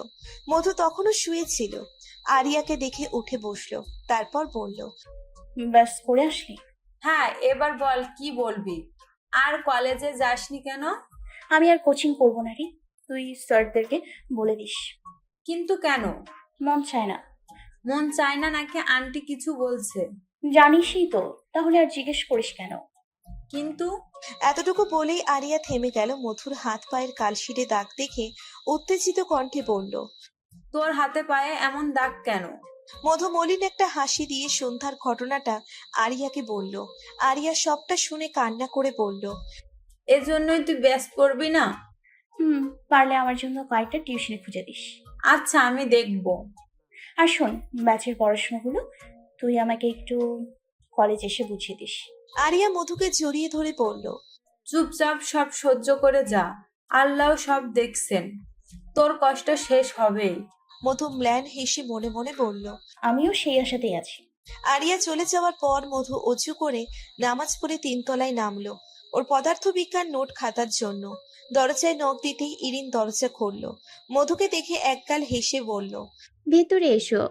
মধু ভিতরে গিয়ে দেখে বসার ঘরে ইরিনের আম্মু, আব্বু, ইয়াদ আর একটা ছেলে বসে আছে। এই ছেলেটাকে মধু এর আগে দেখেনি। ইরিন মধুকে নিয়ে নিচের রুমে আসলো। তারপর মধুকে বসতে বলে বলল। চা চলবে নাকি কফি?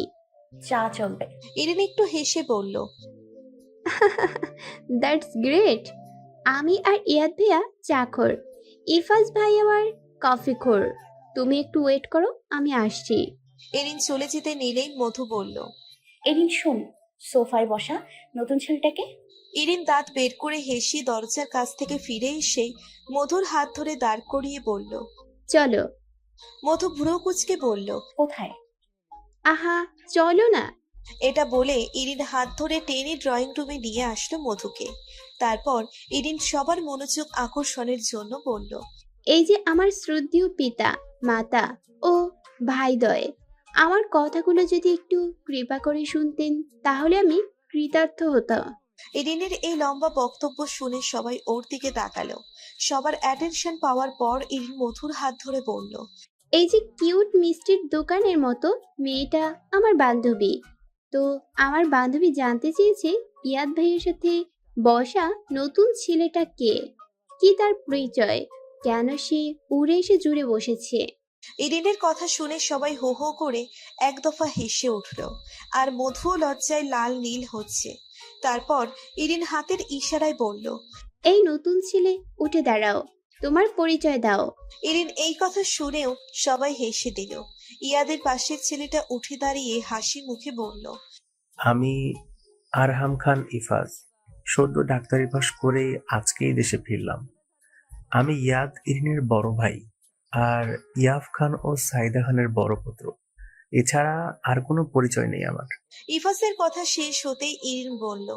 মধু, এবার এই নতুন ছেলেটার পরিচয় নিয়ে কোনো সন্দেহ আছে? মধু লজ্জায় লাল হয়ে কিছু না বলেই ইরিনের রুমের দিকে দৌড় দিল। মধুর কাণ্ডে সবাই আর এক দফা হাসলো। ইরিনও হাসতে হাসতে কিচেনে গিয়ে 2 কাপ চা নিয়ে ঘরে আসলো। মধু ইরিনকে দেখে মুখ ফুলিয়ে বলল। এভাবে লজ্জা না দিলে কি হতো না? কোথায় লজ্জা দিলাম? আমি তো আমার বড় ভাইয়ের সাথে তোমার পরিচয় করিয়ে দিলাম। এভাবে সবার সামনেই? ও, তাহলে চিপায় গিয়ে পরিচিত হতে চাও? মধু ইরিনের হাতে একটা থাপ্পড় দিয়ে বলল। অসভ্য তুই। ইরিন দাঁত কেলিয়ে হেসে বলল। কমপ্লিমেন্টটা ভালো লাগছে। চা শেষ করে ইরিন একটা চকোলেটের বক্স মধুর হাতে দিয়ে বলল। এইটা ওই নতুন ছেলেটা এনেছে, নাও। আমি তো চকলেট খাই না। তাহলে তোমার বোনকে দিও, তবুও নিতে হবে। ইরিনের জোড়াজড়িতে মধুর নিতেই হলো। তারপর মধু আর ইরিন 5-10 মিনিট কথাবার্তা বলে মধু ও নোট খাতাটা হাতে নিয়ে বেরিয়ে গেল। আর যাওয়ার আগে ইয়াদের দিকে এক পলক তাকালো। মহাশয় 32 পাটি দাঁত বের করে কেলাচ্ছে। মধু ওদের ঘর থেকে বেরিয়ে সিঁড়িতে আসতেই নিশির দেখা পেল। নিশি গম্ভীর কণ্ঠে বলল। ইয়াদের বাসায় গেছো কেন? তোমার এক্সকে চুম্মা দিতে। মানে? নিশি ভ্রু কুঁচকে বলল। দেখছো হাতে খাতা, তারপরে জিজ্ঞেস করছো কেন? তোমাকে না বলছি ওকে আর ওর বোনকে এড়িয়ে চলতে? তুমি বললে আমি শুনবো কেন? তুমি কিন্তু ফুলে যাচ্ছ। আমি কি করতে পারি? যা করার করো তুমি। তবে তুমিও মনে রেখো, তোমার মায়ের গানে বিষ ঢালার মতো বিষয়ও আমার কাছে আছে। অতএব যা করবে ভেবেচিন্তে করবে। তুমি আমার মাকে কি বলবে? কিছু না, শুধু 3 তলার ইয়াদ নামক একটা ছেলে তোমার এক্স, এটাই বলবো। মধু এতটুকু বলে একটা বাঁকা হেসে উপরে চলে গেল। আর নিশি হতভম্ব হয়ে দাঁড়িয়ে রইল। বাসায় গিয়ে মধু দরজা বন্ধ করে পড়তে বসলো। পড়ায় মন বসছে না। সব কিছুতে বিতৃষ্ণা চলে এসেছে। জীবন ভালো লাগে না। মধু মাথায় হাত দিয়ে বসে হেড ডাউন করে রাখলো। জ্বর বোধহয় আবার আসছে। ক্ষুধাও লাগছে। সকালে নাস্তা খাবার পর আর খাওয়া হয়নি। মধু দরজা খুলে রান্নাঘরে গিয়ে খাবার খেয়ে আসার সময় আইরিন রহমানের ঘরের সামনে একটু কান খাড়া করতেই শুনতে পেল। আইরিন রহমান কাকে যেন বলছে। আপনারা কাল এসে দেখে যান, তাহলেই হবে। এতটুকু শুনেই মধু বুঝতে পারলো কোনো বিষয়ে কথা হচ্ছে। মধু নিঃশব্দে সেখান থেকে নিজের ঘরে চলে এলো। মধু রেডি হচ্ছে কলেজে যাওয়ার জন্য, কিন্তু ওর মাথায় ঘুরছে অন্য কিছু। কালকে মায়ের দরজায় আড়ি পেতে শোনা কথাগুলো মধুকে বেশ প্যারা দিচ্ছে। কি করা উচিত সেটাও মাথায় আসছে না। আর যাই হোক, বিয়ে আটকাতে হবে যে কোনো মূল্যে। এগুলো ভাবতে ভাবতে মধু রেডি হয়ে বের হতে নিলেই পেছন থেকে আইরিন রহমান বলল। মধু, আজকে কলেজ থেকে তাড়াতাড়ি ফিরবি। মধু ঘাড় কাত করে সম্মতি দিয়ে বেরিয়ে পড়ল, কিন্তু মনটা কোনো ক্রমে সায় দিচ্ছে না তাড়াতাড়ি ফিরতে। মধু কলেজে পৌঁছে দেখলো আজ আরিয়া আসেনি। আরিয়া আসলেও ওর সাথে বিষয়টা শেয়ার করা যেত। মধু চুপচাপ সারা ক্লাস বসেছিল, মাথায় কোনো পড়া ঢুকছেই না। ঢুকবেই বা কিভাবে? এত টেনশনে কিছুই ভাবা যায় না। কলেজ শেষ হলো দুপুর 2টোয়। মধু কলেজ থেকে বেরিয়ে কিছুটা হাঁটতেই দেখলো ইয়াদ ফোনে কথা বলতে বলতে উল্টো দিক থেকে হাঁটছে। এত চিন্তার মাঝে মধুর মনটা খুশি হয়ে গেল। বর্ষার গোমট আকাশ চিরে এক ফালি রোদ উকি দিল। মধু ইয়াদের সামনে গিয়ে দাঁড়ালো। ইয়াদ মধুকে দেখে একটু হেসে ফোনের উপর পাশের ব্যক্তিকে বলল, আচ্ছা দোস্ত, এখন রাখি, পরে কথা হবে। এটা বলে ফোন রেখে দিয়ে মধুর দিকে তাকিয়ে বলল, তারপর কি খবর, বাসায় যাচ্ছ? হ্যাঁ, একটু আগে কলেজ ছুটি হয়েছে, এখন বাসায় যাচ্ছি। আপনি? ঘুরতে বের হয়েছি, ভাল লাগছিল না বাসায়। ইফাজ হয়তো সকালে বেরিয়ে আছে, আর এই দিন প্রাইভেটে, আমি অকর্মা। ইয়াদের কথা শুনে মধু মৃদু শব্দে হেসে উঠল। মধুর এখন একটা অদ্ভুত ইচ্ছে হচ্ছে। মন চাইছে অনেকক্ষণ ইয়াদের সাথে হাঁটতে, কিন্তু আদৌ কি এটা হবে? মধুকে চুপচাপ কিছু চিন্তা করতে দেখে ইয়াদ বলল, কি ভাবছো? যা ভাবছিলাম তা আপনাকে বললে আপনি হয়তো রাগ করবেন। ইয়াদ চেহারায় হাসি ফুটিয়ে বলল, করবো না, তুমি বলো। সত্যি? মধু সন্দিহান গলায় বলল। হুম। ইয়াদ কৌতূহলী হয়ে জবাব দিল, মানে আর কি, আমি চাইছিলাম আপনার সাথে একটু হাঁটতে, বেশি না, 10-15 মিনিট হলেই চলবে। মধুর কথা শুনে ইয়াদ মুখটা গম্ভীর করে তাকালো। ইয়াদের গম্ভীর মুখ দেখে মধু ভয় পেয়ে গেল। মনে মনে নিজেকেই গালি দিতে লাগলো।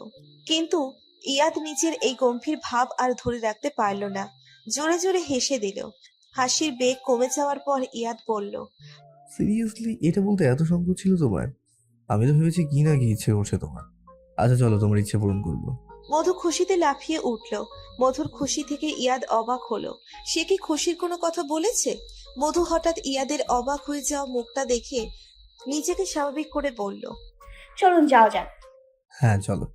হাঁটতে হাঁটতেই মধু বলল, জানেন, কাল যখন এরিনের থেকে আমার খাতাটা নিয়ে আসছিলাম, তখন নিশি আপুর সাথে দেখা হয়েছিল সিঁড়িতে। কিছু বলছিলে? হ্যাঁ, জিজ্ঞেস করছিল আমি কেন আপনাদের বাসায় গিয়েছিলাম। তুমি কি বললে? এটা বলতে পারবো না। মধু নিচের ঠোঁট কামড়ে অন্যদিকে তাকালো। বলো না প্লিজ, আমি কিচ্ছু বলবো না, প্রমিস। এত কৌতূহল? হ্যাঁ বলো না। ইয়াদ অনুরোধের সুরে বলল, বলেছিলাম তোমার এক্সকে চুম্মা দিতে। এটা বলেই মধু হাত দিয়ে নিজের মুখ চেপে ধরলো। আর ইয়াদ হতভম্ব হয়ে তাকিয়ে রইল কিছুক্ষণ মধুর দিকে। তারপর হো হো করে হাসতে লাগলো। হাসির বেগ কমতেই বলল, যা জবাব দিয়েছো আমার অনেক ভালো লাগছে। তারপর আর কিছু বলে নাই? শাসিয়েছে আমাকে, আমিও শাসা দিছি। ভালো করেছো, একদম ওকে প্রশ্রয় দেবে না। নিজেকে যে কি মনে করে আল্লাহ মালুম। আচ্ছা, কিছু মনে না করলে একটা প্রশ্ন করতে পারি? এতক্ষণ যা বললে তাতে কিছু মনে করি না, অতএব এটাতেও করবো না। নিঃসন্দেহে বলে ফেলো। আর তুমি কি বলবে তা কিছুটা আন্দাজ করেছি আমি, তবুও বলো। আপনার নিশি আপুর ব্রেকআপ কেন হলো? ইয়াদ হালকা একটু হেসে বলল, আমার মনে হয়েছিল তুমি এই প্রশ্নটাই করবে, তাই হলো। আচ্ছা শোনো তবে, আমিও 2 বছরের সিনিয়র। আমাদের রিলেশনশিপ শুরু হয় যখন ও ইন্টার সেকেন্ড ইয়ারে পড়তো, আর আমি অনার্স সেকেন্ড ইয়ারে। ভালোই চলছিল। প্রতিদিন সকালে ওকে কলেজে দিয়ে আমি ভার্সিটিতে যেতাম। দুজনে একসাথে ফিরতাম। যেখানে আমার লাস্টের ক্লাস আমি করতাম না, ওর সাথে ফিরবো বলে বন্ধুদের সাথে আড্ডা দেওয়া বন্ধ করেছে ওর জন্য। মেয়ে বন্ধুদের ওর ভালো লাগতো না, তাই আমিও যতটা পারি এড়িয়ে চলতাম। কখনো ফোনের পাসওয়ার্ড, ফেসবুক পাসওয়ার্ড, কোনো কিছু পাসওয়ার্ড চাইনি। ওর ফোন আমার সামনে খোলা পড়ে থাকলেও আমি দেখতাম না, আমি বিশ্বাস করতাম ওকে। একদিন আমাকে সন্দেহ করে বলেছিল আমার ফোন ও 2 দিনের জন্য নেবে। আমি বিনা বাক্যে দিয়েছি। একদিন মামাতো ভাইয়ের বিয়েতে চিটাগং গিয়েছিলাম, ওকে বলেছিলাম আসতে 2-3 দিন লাগবে। ও মন খারাপ করেছিল, তো মামাতো ভাইয়ের গায়ে হলুদের রাতে আমার ফোনে রাসেলের ফোন আসে। রাসেল আমার বন্ধু, একসাথে চলাফেরা করি। রাসেল বললো ফোনে নাকি কিসের ভিডিও পাঠিয়েছে। আমি বললাম পরে দেখবো। রাসেল বললো এখনই দেখতে। তোর কথা মতো ভিডিও লিঙ্ক ওপেন করতেই আমার চোখে মুখে অন্ধকার নেমে এলো। ও আমার এক ব্যাচ সিনিয়র ভাইয়ের মতো এক বিছানায়। আমি আমি কোনো মতো বিশ্বাস করতে পারলাম না। হলুদের রাতে আব্বু আম্মুকে মিথ্যে বলে চলে আসলাম এখানে। আসতে আমার সকাল হলো। সারা রাত না ঘুমিয়ে আমার চোখ লাল হয়ে গিয়েছিল। মুখের অবস্থা ভয়াবহ। আমাকে কল দিয়ে তাড়াতাড়ি আসতে বললাম। ও আসলে ওকে ভিডিওটা দেখাতেই ও মুখটা নিচে নামিয়ে রাখলো। আমিও চেঁচিয়ে বলতে লাগলাম, এটা সত্যি কিনা? ও বললো এটা সত্যি। এতটা ভেঙে পড়েছিলাম আমি। ওর আমার সাথে রিলেশনের আগেও আরো অনেকের সাথেই রিলেশন ছিল। আমি সবকিছু মাফ করেছিলাম, কিন্তু আমি ভুল ছিলাম। নিজের ভালোবাসাকে মিথ্যা মনে হতে লাগলো। ও সেদিন ব্রেকআপ করে চলে গিয়েছিল। আমাদের 1.5 বছরের রিলেশন ছিল। আমি বুঝতে পারবো না কি যে অবস্থা হয়েছিল আমার। ইরিন সব জানতো। সেই সময়টা ইরিন বড় বোনের মতো পাশে ছিল। আস্তে আস্তে সবকিছু থেকে বেরিয়ে আসলাম। পুরনো যাদের সাথে সম্পর্ক খারাপ করেছিলাম সবার সাথে যোগাযোগ করেছি। বন্ধুদের নিয়ে হেভি ট্যুর দিয়েছি। এখন এটাকে আর কষ্ট বলে মনে হয় না। মনে হয় আল্লাহ আমাকে বাঁচিয়েছে নিজ হাতে। কোটি কোটি শুকরিয়া। আমি ওকে সারা জীবন মনে রাখবো। তফাৎ এতটুকুই, ওকে মনে পড়তেই আমার মন ঘৃণায় বিষিয়ে উঠবে। মধু ব্যথিত গলায় বলল, অনেক খারাপ লাগলো, এত ভালোবাসা পেয়েও কেউ হারায়। তবে আমি একটা অন্যায় করে ফেলেছি। ইয়াদ ভ্রু কুচকে বলল। কি? মধু ঢোক গিলে বলল, আসলে যেদিন আপনি বাসায় এসেছিলেন সেদিন থেকেই নিশি আপু আপনাকে খাবার পাঠাতো, আর ওটা এসে আমার রুমের জানালা আটকাতো। আমি ওগুলো খেয়ে আপনার নামে চিরকুট পাঠিয়ে আরও চাইতাম। আর আপু আপুও পাঠাতো। পরে যখন আপনারা সিঁড়িতে কথা বলছিলেন আমি শুনেছিলাম। আমার খুব অপরাধ বোধ হচ্ছিল, সরি। ইয়াদ হাসলো আর বলল। আমি জানি। মধু ভ্রু কুচকে বলল, কিভাবে? নিশি যখন চিরকুটগুলো আমাকে দেখিয়েছিল, আমি দেখেই বুঝেছিলাম ওগুলো আমার না। আর আমি তোমাকে সন্দেহ করি। তারপর তোমার খাতায় তোমার লেখা চিরকুটে লেখা মিলাতে শিওর হয়েছিলাম। মধু অপরাধীর মতো মুখ করে বলল, সরি। It's okay. ফুচকা খাবে? সামনে ফুচকা দোকান আছে। চলুন। মধু বলল। ইয়াদ আর মধু বিভিন্ন কথা বলতে বলতে ফুচকা খেয়ে আরো কিছুক্ষণ হাঁটলো। তারপর বাসার দিকে ফিরলো। বলাই বাহুল্য 10-15 মিনিটের জায়গায় দুজনে 1.5 ঘন্টা বকবক করেছে। বাসার সামনে এসে ইয়াদ বলল, এভাবে মাঝে মাঝে ঘুরলে মন্দ হয় না, কি বলো? আমিও তাই বলি। আচ্ছা বাসায় যাবো, আমি এখন যাবো না, আমার একটু কাজ আছে। আচ্ছা, আল্লাহ হাফেজ। এটা বলে মধু বাসার ভিতরে চলে গেল। আর ইয়াদ সামনের দিকে হাঁটতে লাগলো। ঘরের দরজার সামনে এসে মধুর মাথায় হাত পড়লো। এ কি মা এত তাড়াতাড়ি ফিরতে বলেছিল, আর আমি 1.5 ঘন্টা পরে আসছি। আজকে আমার জবাই দেবে। মধুর মাথায় একটা বুদ্ধি আসতেই ও নিচে নেমে সামনের ফার্মেসি থেকে একটা ব্যান্ডেজের কাপড় কিনে হাতে বেঁধে নিল। তারপর বাসায় গিয়ে কলিং বেল বাজাতেই ওর মা খুললো। আইরিন রহমান রেগে কিছু বলতে যাবে তার আগেই মধুর ব্যান্ডেজের দিকে চোখ পড়ে আইরিন রহমানের। বকা না দিয়ে তিনি শিথিল গলায় বললেন, কিভাবে হলো? পড়ে গিয়ে ছিঁড়ে গেছে। বেশি ব্যথা পেয়েছিস? হুম। মধু ইনোসেন্ট চেহারা বানিয়ে বলল। ঘরে গিয়ে ব্যথার ওষুধ খেয়ে নে। মধু ঘরের দরজা বন্ধ করে খুশিতে গড়াগড়ি খেলো। আজ অনেকদিন পর ভাল লাগছে মধুর। মধু চুল আঁচড়াচ্ছে আর চিন্তা করছে কিভাবে কৌশলে ছেলেটা তাড়ানো যায় আর মা কিছু বলতেও না পারে। এমন কাজ করতে হবে যাতে সাপও না মরে, লাঠিও না ভাঙে। মধু চুল আঁচড়িয়ে চোখে আইলাইনার দিয়ে তৈরি হলো। মধুর মা এসে বলল, তুই রেডি? ওরা অপেক্ষা করছে। হ্যাঁ আমি রেডি। মধু আইরিন রহমানের দিকে চেয়ে বলল। আইরিন রহমান মধুকে আগাগোড়া এক পলক দেখে বলল, কাটা জায়গাটা আঁচলের নিচে রাখবি। মধু মুখটা স্বাভাবিক রাখলেও ওর হাসি আসছে। নিজেকে কন্ট্রোল করে হাতটা শাড়ির নিচে রাখলো। মধুর মা ওকে ছেলেপক্ষের সামনে নিয়ে গেলেন। সামনে 3 জন বসা, দুপাশে বাবা মা আর মাঝখানে লজ্জাপতি। গাছের মতো চুপসে আছে ছেলে। ছেলেকে দেখেও মধুর হাসি পেল, কেমন যেন কর্দমাক্কা। দেখলেই বোঝা যায় এই ছেলে শারীরিক দিক দিয়ে বড় হলেও মানসিক দিক দিয়ে এখনো নাবালক। এই নাবালক ছেলেকে কিভাবে বিয়ে করবে? কে প্রতি বেলায় খাইয়ে দিতে হবে, ঘুম পাড়িয়ে দিতে হবে, একটু বকা দিলেই মায়ের কাছে দৌড়ে গিয়ে বিচার দিবা। এগুলো ভেবেই মধুর মাথা চক্কর দিয়ে উঠল। এক মনে বলল, না না, এই ছেলেকে বিয়ে করার চেয়ে কলা গাছে ঝুলে পড়া ভালো। তবে এত কিছুর মাঝেও একটা বিষয় ভেবে ভালো লাগলো মধুর, যে বলদটাকে ভাগাতে বেশি পরিশ্রম লাগবে না। মধুর এসব ভাবনায় ছেদ পড়লো ছেলের মায়ের কথায়। তুমি কোন ক্লাসে পড়ো মামুনি? ইন্টার পরীক্ষা দেবো আন্টি। মধু কৃত্রিম একটা হাসি মুখে ঝুলিয়ে বলল, মাশাল্লাহ, তোমার কোনো পছন্দ আছে? আগে কি কেউ ছিল? না আন্টি। মধু ছোট্ট করে জবাব দিল, রান্না পারো? হালকা পড়ি। আচ্ছা, বিয়ের পর পড়তে চাও? মধু মনে মনে বলল, বিয়ে হয় কিনা আগে সেটা দেখেন। কিন্তু মহিলার জবাবে বলল, জি আন্টি। আচ্ছা, তোমার কিছু বলার আছে? হ্যাঁ, আমি একটু ওনার সাথে কথা বলতে চাই। মধু মৃদু আওয়াজে বলল, অবশ্যই। মহিলাটা এটা বলে ছেলেকে নির্দেশ দিলেন মধুর সাথে যেতে। মধু ওকে নিয়ে বারান্দায় এলো। তারপর পা থেকে মাথা পর্যন্ত এক পলক দেখে বলল। বিয়ে কাকে বলে আপনি জানেন? ছেলেটা ফ্যালফ্যাল করে মধুর দিকে তাকিয়ে আছে। ওর তাকানো দেখে মধু মনে মনে বলল, কাকে কি বলছি আমি, কিন্তু একে কি করে বিদায় করব? হঠাৎ বারান্দা গিয়ে মধুর নজর গেল নিচে দাঁড়িয়ে থাকা নিশির উপর। মধু হালকা জোরে ডাক দিল নিশিকে। নিশি আপু। নিশি নিজের নাম শুনতে পেয়ে ওপরে তাকিয়ে দেখলো মধুকে হাত নাড়ছে। নিশি মনে মনে রেগে থাকলে মুখে কৃত্রিম হাসি নিয়ে নিজেও হাত নাড়ালো। নিশি হাত নাড়াতেই মধু ছেলেটাকে বলল, দেখো মেয়েটা তোমাকে হাত নাড়াচ্ছে, তোমাকে দেখে হাসছে। মধুর কথা শুনে ছেলেটা নিশির দিকে তাকালো। তারপর মধুর দিকে তাকিয়ে বলল,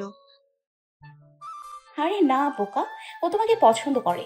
মধুর কথা শুনে ছেলেটা কি বুঝলো কে জানে, কিন্তু নিশির দিকে তাকিয়ে নিজে ওকে হাত ছেড়ে হাসলো। কিন্তু বিষয়টা নিশির দৃষ্টিগোচর হলো না। এবার মধু নরম কণ্ঠে বলল। তোমার ওকে ভালো লেগেছে? ছেলেটা লাজুক হেসে মাথা নাড়লো। তুমি ওর সাথে কথা বলতে চাও? ছেলেটা আবার মাথা নাড়িয়ে বলল। কিন্তু ও তো তোমার সাথে কথা বলবে না। ছেলেটা মন খারাপ করে বলল।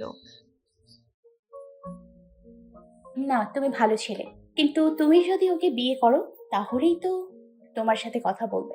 ছেলেটা উৎফুল্ল গলায় বলল। এই তো ভালো ছেলের মতো কথা। এখন মাকে গিয়ে বলবে, মা আমি নিশিকে বিয়ে করব, তো আমরা যাই। মধু ছেলেটাকে নিয়ে রুমে আসতেই ছেলেটা ওর পাশে মায়ের পাশে গিয়ে বসলো। ওর কথায় সবাই তাজ্জব বনে গেল। আর মধু মনে মনে বলল, এবার আমি শুধু সার্কাস দেখব। ছেলেটার মা ওকে ধমক দিয়ে বলল। মাহির, কি বলছো তুমি এগুলো? ছেলেটা এবার বাচ্চাদের মতো মায়ের সামনে বসে কান্না করে দিয়ে বলল। ছেলের কথা শুনে মহিলা পড়েছে বিপাকে। ছেলের মা আইরিন রহমানের দিকে তাকিয়ে বলল, আপনাকে পরে জানাবো, আমরা আজ আসি। আইরিন রহমান রেগে বলল, আপনার ছেলে যে প্রতিবন্ধী সেটা আগে বলেননি কেন? এক্ষুনি বের হন। মহিলা আর ওনার স্বামী ছেলেটাকে বুঝিয়ে সুঝিয়ে নিয়ে গেল। ওর চলে যাওয়ার পর মধু আইরিন রহমানকে খোঁচা মেরে বলল, আম্মু ছেলেটা কিন্তু ভালো, তাই না? তোর মাথায় এগুলো যে কোথা থেকে আসে কে জানে। এটা বলে আইরিন রহমান নিচের ঘরে চলে গেলেন।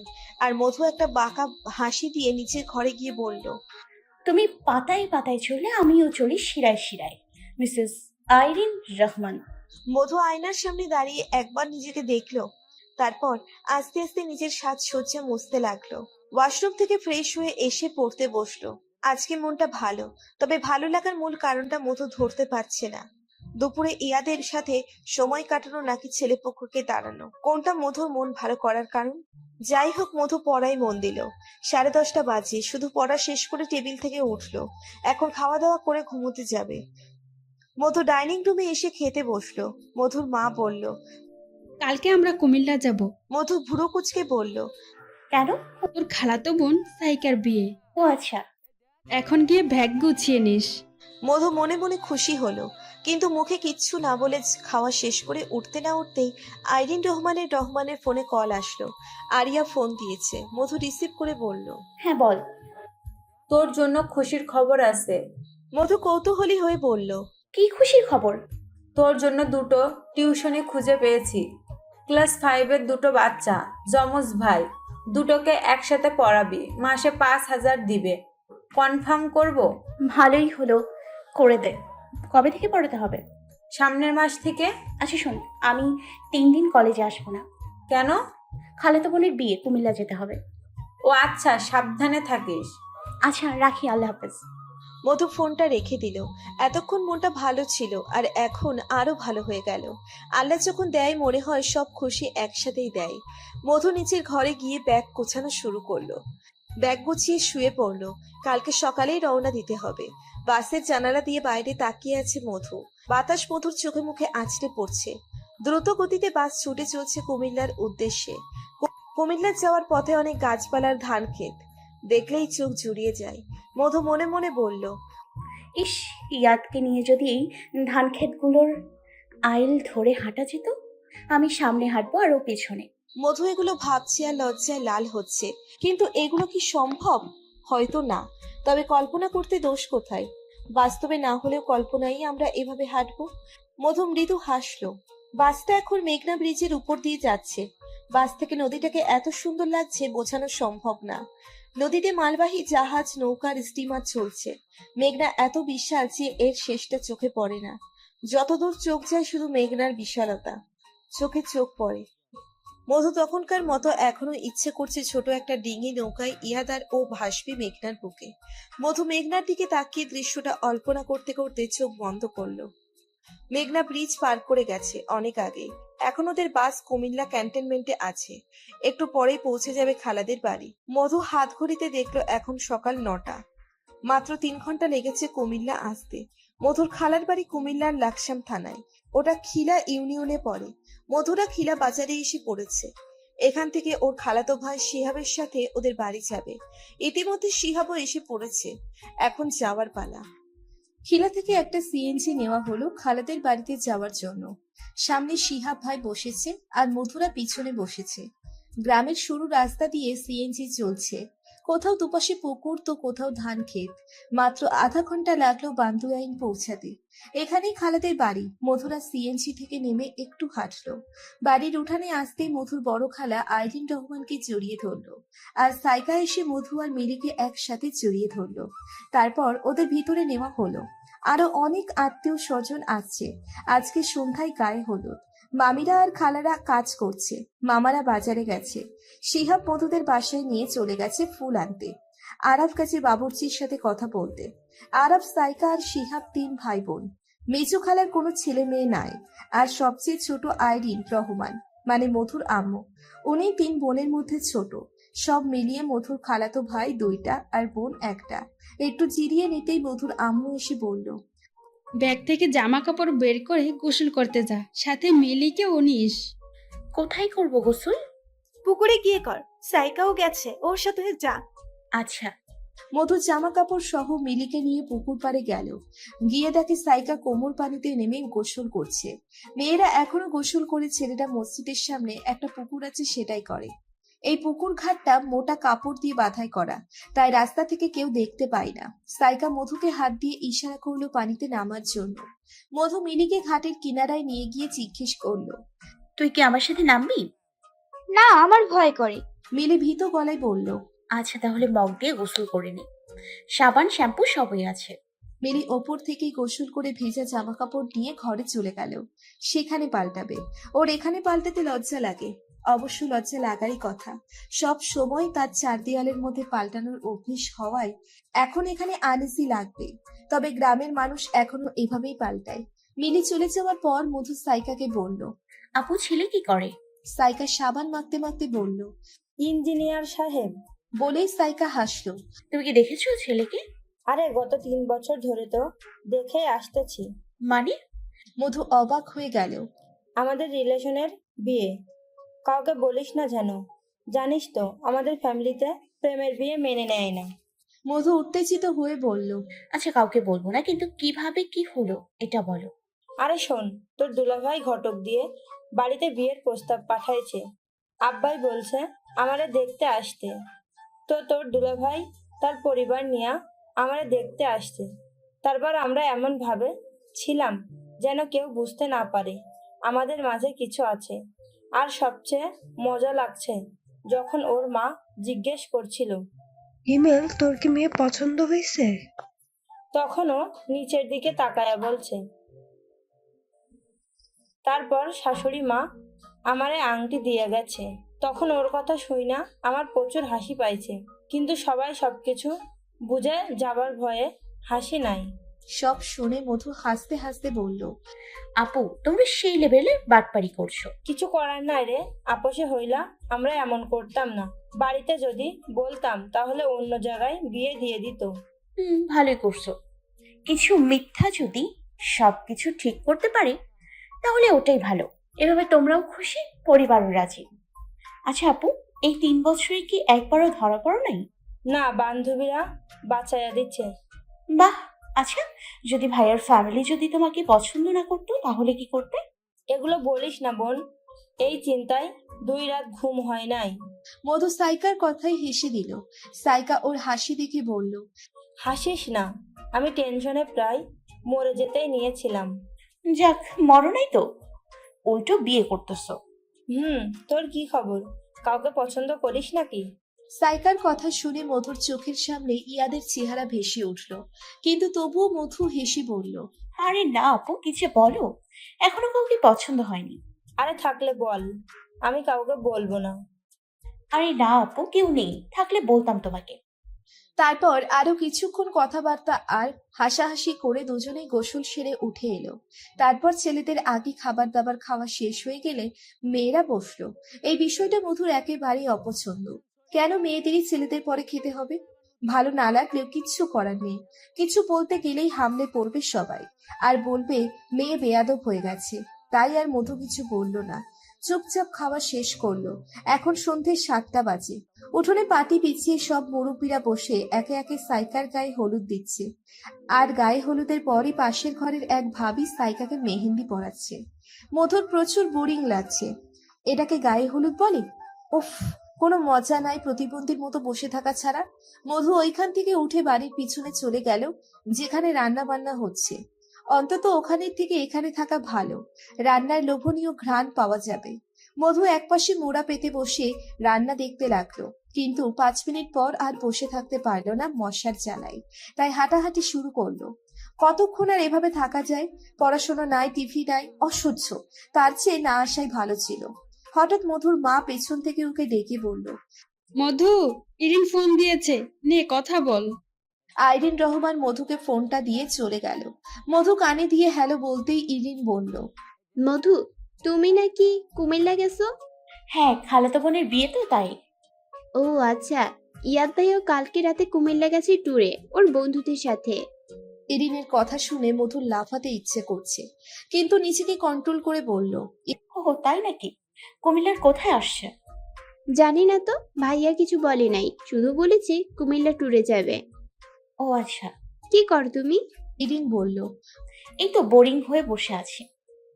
কেন, আজ না গায়ে হলুদ? কিন্তু কোনো মজাই হচ্ছে না। শহরের আর গ্রামের গায়ে হলুদ আলাদা। ও আচ্ছা, ছবি তুললে আমাকে দিও। আচ্ছা দিব। তুমি কি করো? আমি তোমার সাথে কথা বলছি। বলেই ইরিন হাসলো, সাথে মধুও হাসলো। মধুর মুখটা এতক্ষণ 100 ওয়াটের বাতির মতো জ্বললেও এখন ঠুস করে নিভে গেছে। এত বড় কুমিল্লার কই আছে কে জানে? ওর সাথে কি আদৌ দেখা হবে? মধুর তবুও এতটুকু ভেবে ভালো লাগছে যে ইয়াদ এখানেই আছে। আল্লাহ চাইলে হয়তো দেখা হতেও পারে। তারপর মধু আর ইরিন আরো অনেকক্ষণ কথা বলল। রাত 10টা বাজতেই গায়ে হলুদ শেষ। সবাই খাওয়া দাওয়া করে ঘুমাতে গেছে। মধু, মিলি আর সাইকা একসাথে শুয়েছে। মধ্যরাতে মধুর ঘুম ভেঙে যায়। এখনই ওয়াশরুমে যেতে হবে, কিন্তু ওয়াশরুম বাড়ির বাইরে। ঘাট থেকে বেরিয়ে একটু হাঁটলেই ওয়াশরুম। এমনিতেই মধু ভীতু, তার উপর আবার বাইরে ওয়াশরুম, আর এখন না গেলেই নয়। মধু সাইকাকে ধাক্কা দিয়ে ওঠানোর চেষ্টা করলো, কিন্তু সাইকা উঠলো না। এত রাতে আর কাউকে ডাকাও যাবে না, তাই অগত্যা একটা টর্চ লাইট আর বুকে সাহস নিয়ে বেরিয়ে পড়লো। গাঢ় অন্ধকার, মধুর গা ভয়ে ছমছম করছে। আবার ওয়াশরুমের পাশেই তেঁতুল গাছ। মধু শুনেছে তেঁতুল গাছে নাকি ভূত থাকে। মধু ঢোক গিলতে গিলতে হাঁটছে। হঠাৎ পিছন থেকে কারো ভয়ানক হাসির শব্দ আসতেই মধু ফ্রিজড হয়ে গেল। অতি কষ্টে ঘাড় ঘোরাতেই দেখলো কেউ নেই, আর হাসির শব্দটাও নেই। এবার মধু আরো ভয় পাচ্ছে। হাত পা কাঁপাকাঁপি শুরু হয়েছে। মধু ঠিক করেছে যত কিছুই হোক ও পিছনে তাকাবে না, সরাসরি ওয়াশরুমে যাবে। তো যেই ভাবা সেই কাজ। মধু আর পিছনে না তাকিয়ে ওয়াশরুমে গেল। কোনো মতে কাজ সেরে বেরিয়ে কলপারে হাত ধুয়ে ঘরের দিকে হাঁটা শুরু করলো। হঠাৎ ঘরের সামনে আসতেই সেই ভয়ানক হাসির শব্দটা আবার শোনা গেল। মধু তাড়াতাড়ি ঘরে ঢুকে দরজা আটকে সাইকার পাশে শুয়ে ওকে জড়িয়ে ধরে চোখ বন্ধ করে রইল। মধুর প্রচন্ড ভয় করছে। অনেকক্ষণ দাঁত মুখ খিচে চোখ বন্ধ রাখার পর আবার ঘুম চলে এলো মধুর। বাচ্চাদের চিল্লাচিল্লিতে মধুর ঘুম ভাঙলো। পিটপিট করে চোখ মেলতেই দেখলো পাশে সাইকা, মিলি কেউই নেই। ওদের বদলে আসিফ, সৈকত ওরা বসে একটা আরেকটার চুল টানছে। আসিফ আর সৈকত ছোট মামার ছেলে। সৈকত বড় আর আসিফ ওর 2 বছরের ছোট। মধু উঠে বসে দেয়াল ঘড়িতে তাকাতেই দেখলো 8টা বাজে। আস্তে আস্তে খাট থেকে নেমে কলপারে গিয়ে হাত মুখ ধুয়ে ব্রাশ করে রান্নাঘরে আসতেই দেখলো মামিরা, খালারা আর ওর মা সহ কথা বলছে আর রুটি বানাচ্ছে। মধু আশেপাশে সাইকাকে না দেখে সারা বাড়ি খুঁজলো। অবশেষে না পেয়ে ধান ক্ষেতের আল ধরে হাঁটতে লাগলো। চারপাশটা সবুজ ছেয়ে আছে। মধু ডান দিকে তাকিয়ে মাঠ দেখতে দেখতে হাঁটছিল। হঠাৎ কারোর সাথে ধাক্কা খেয়ে কাদার মধ্যে পড়ে গেল। ঘটনাটা এত দ্রুত ঘটলো যে মধু কাদায় পড়ে যাওয়ায় 5 সেকেন্ড পর বুঝতে পারলো আসলে কি হয়েছে। প্রচন্ড রাগ উঠল মধুর। কে এই আকাম করেছে সেটা দেখার জন্য তাকাতেই মধু বিস্ময়ের চূড়ায় পৌঁছে গেল। নিজের চোখে বিশ্বাস করতে কষ্ট হচ্ছে ওর। ওর সামনে স্বয়ং ইয়াদ দাঁড়িয়ে আছে আর নিজের হাতটা মধুর দিকে বাড়িয়ে ধরে রেখেছে। মধু ইয়াদের হাতে নিজের হাতটা দিতেই ইয়াদ মধুকে টেনে তুলল। তারপর বলল, সরি আপু, আমি দেখিনি আসলে। এটা বলেই চলে যেতে নিলেই মধু ইয়াদের পথ আটকে দাঁড়ালো। তারপর বলল, এই, আপনি আমাকে এড়িয়ে যাচ্ছেন কেন? এক্সকিউজ মি, আপনি কি আমাকে চেনেন? আরে কি বলেন, এত তাড়াতাড়ি সবকিছু ভুলে গেলেন নাকি? আমি মধু। সিরিয়াসলি, তুমি মধু? সন্দেহের দৃষ্টিতে জিজ্ঞেস করলো ইয়াদ। হ্যাঁ। মধু অভিমানের সুরে বলল। এবার ইয়াদ 32 দাঁত কেলিয়ে হাসতে লাগলো। হাসি থামতেই বলল, ও আচ্ছা, সরি, তোমার পুরো মুখে কাদা লেগে থাকে, চিনতে পারিনি। মধু মুখ বাঁকিয়ে বলল, আপনিই তো ফেলেছেন আমাকে। আচ্ছা বাবা, সরি। তাও বলো, তুমি কুমিল্লায় কি করো? মধু আর ইয়াদ আল ধরে হাঁটতে লাগলো। মধু ইয়াদের প্রশ্নের উত্তরে বলল, আমার খালাতো বোনের বিয়েতে এসেছি। আচ্ছা, এই কথা। তুমি আমাকে দাওয়াতই দিলে না। আপনার সাথে তো কথাই হয়নি, তবে এখন দিলাম। আজকে আপনার দাওয়াত, আজকে আপুর বিয়ে। ধন্যবাদ দাওয়াতের জন্য, কিন্তু আসতে পারবো না, বন্ধুদের সাথে ঘুরবো। ও, এখন কোথায় যাচ্ছেন?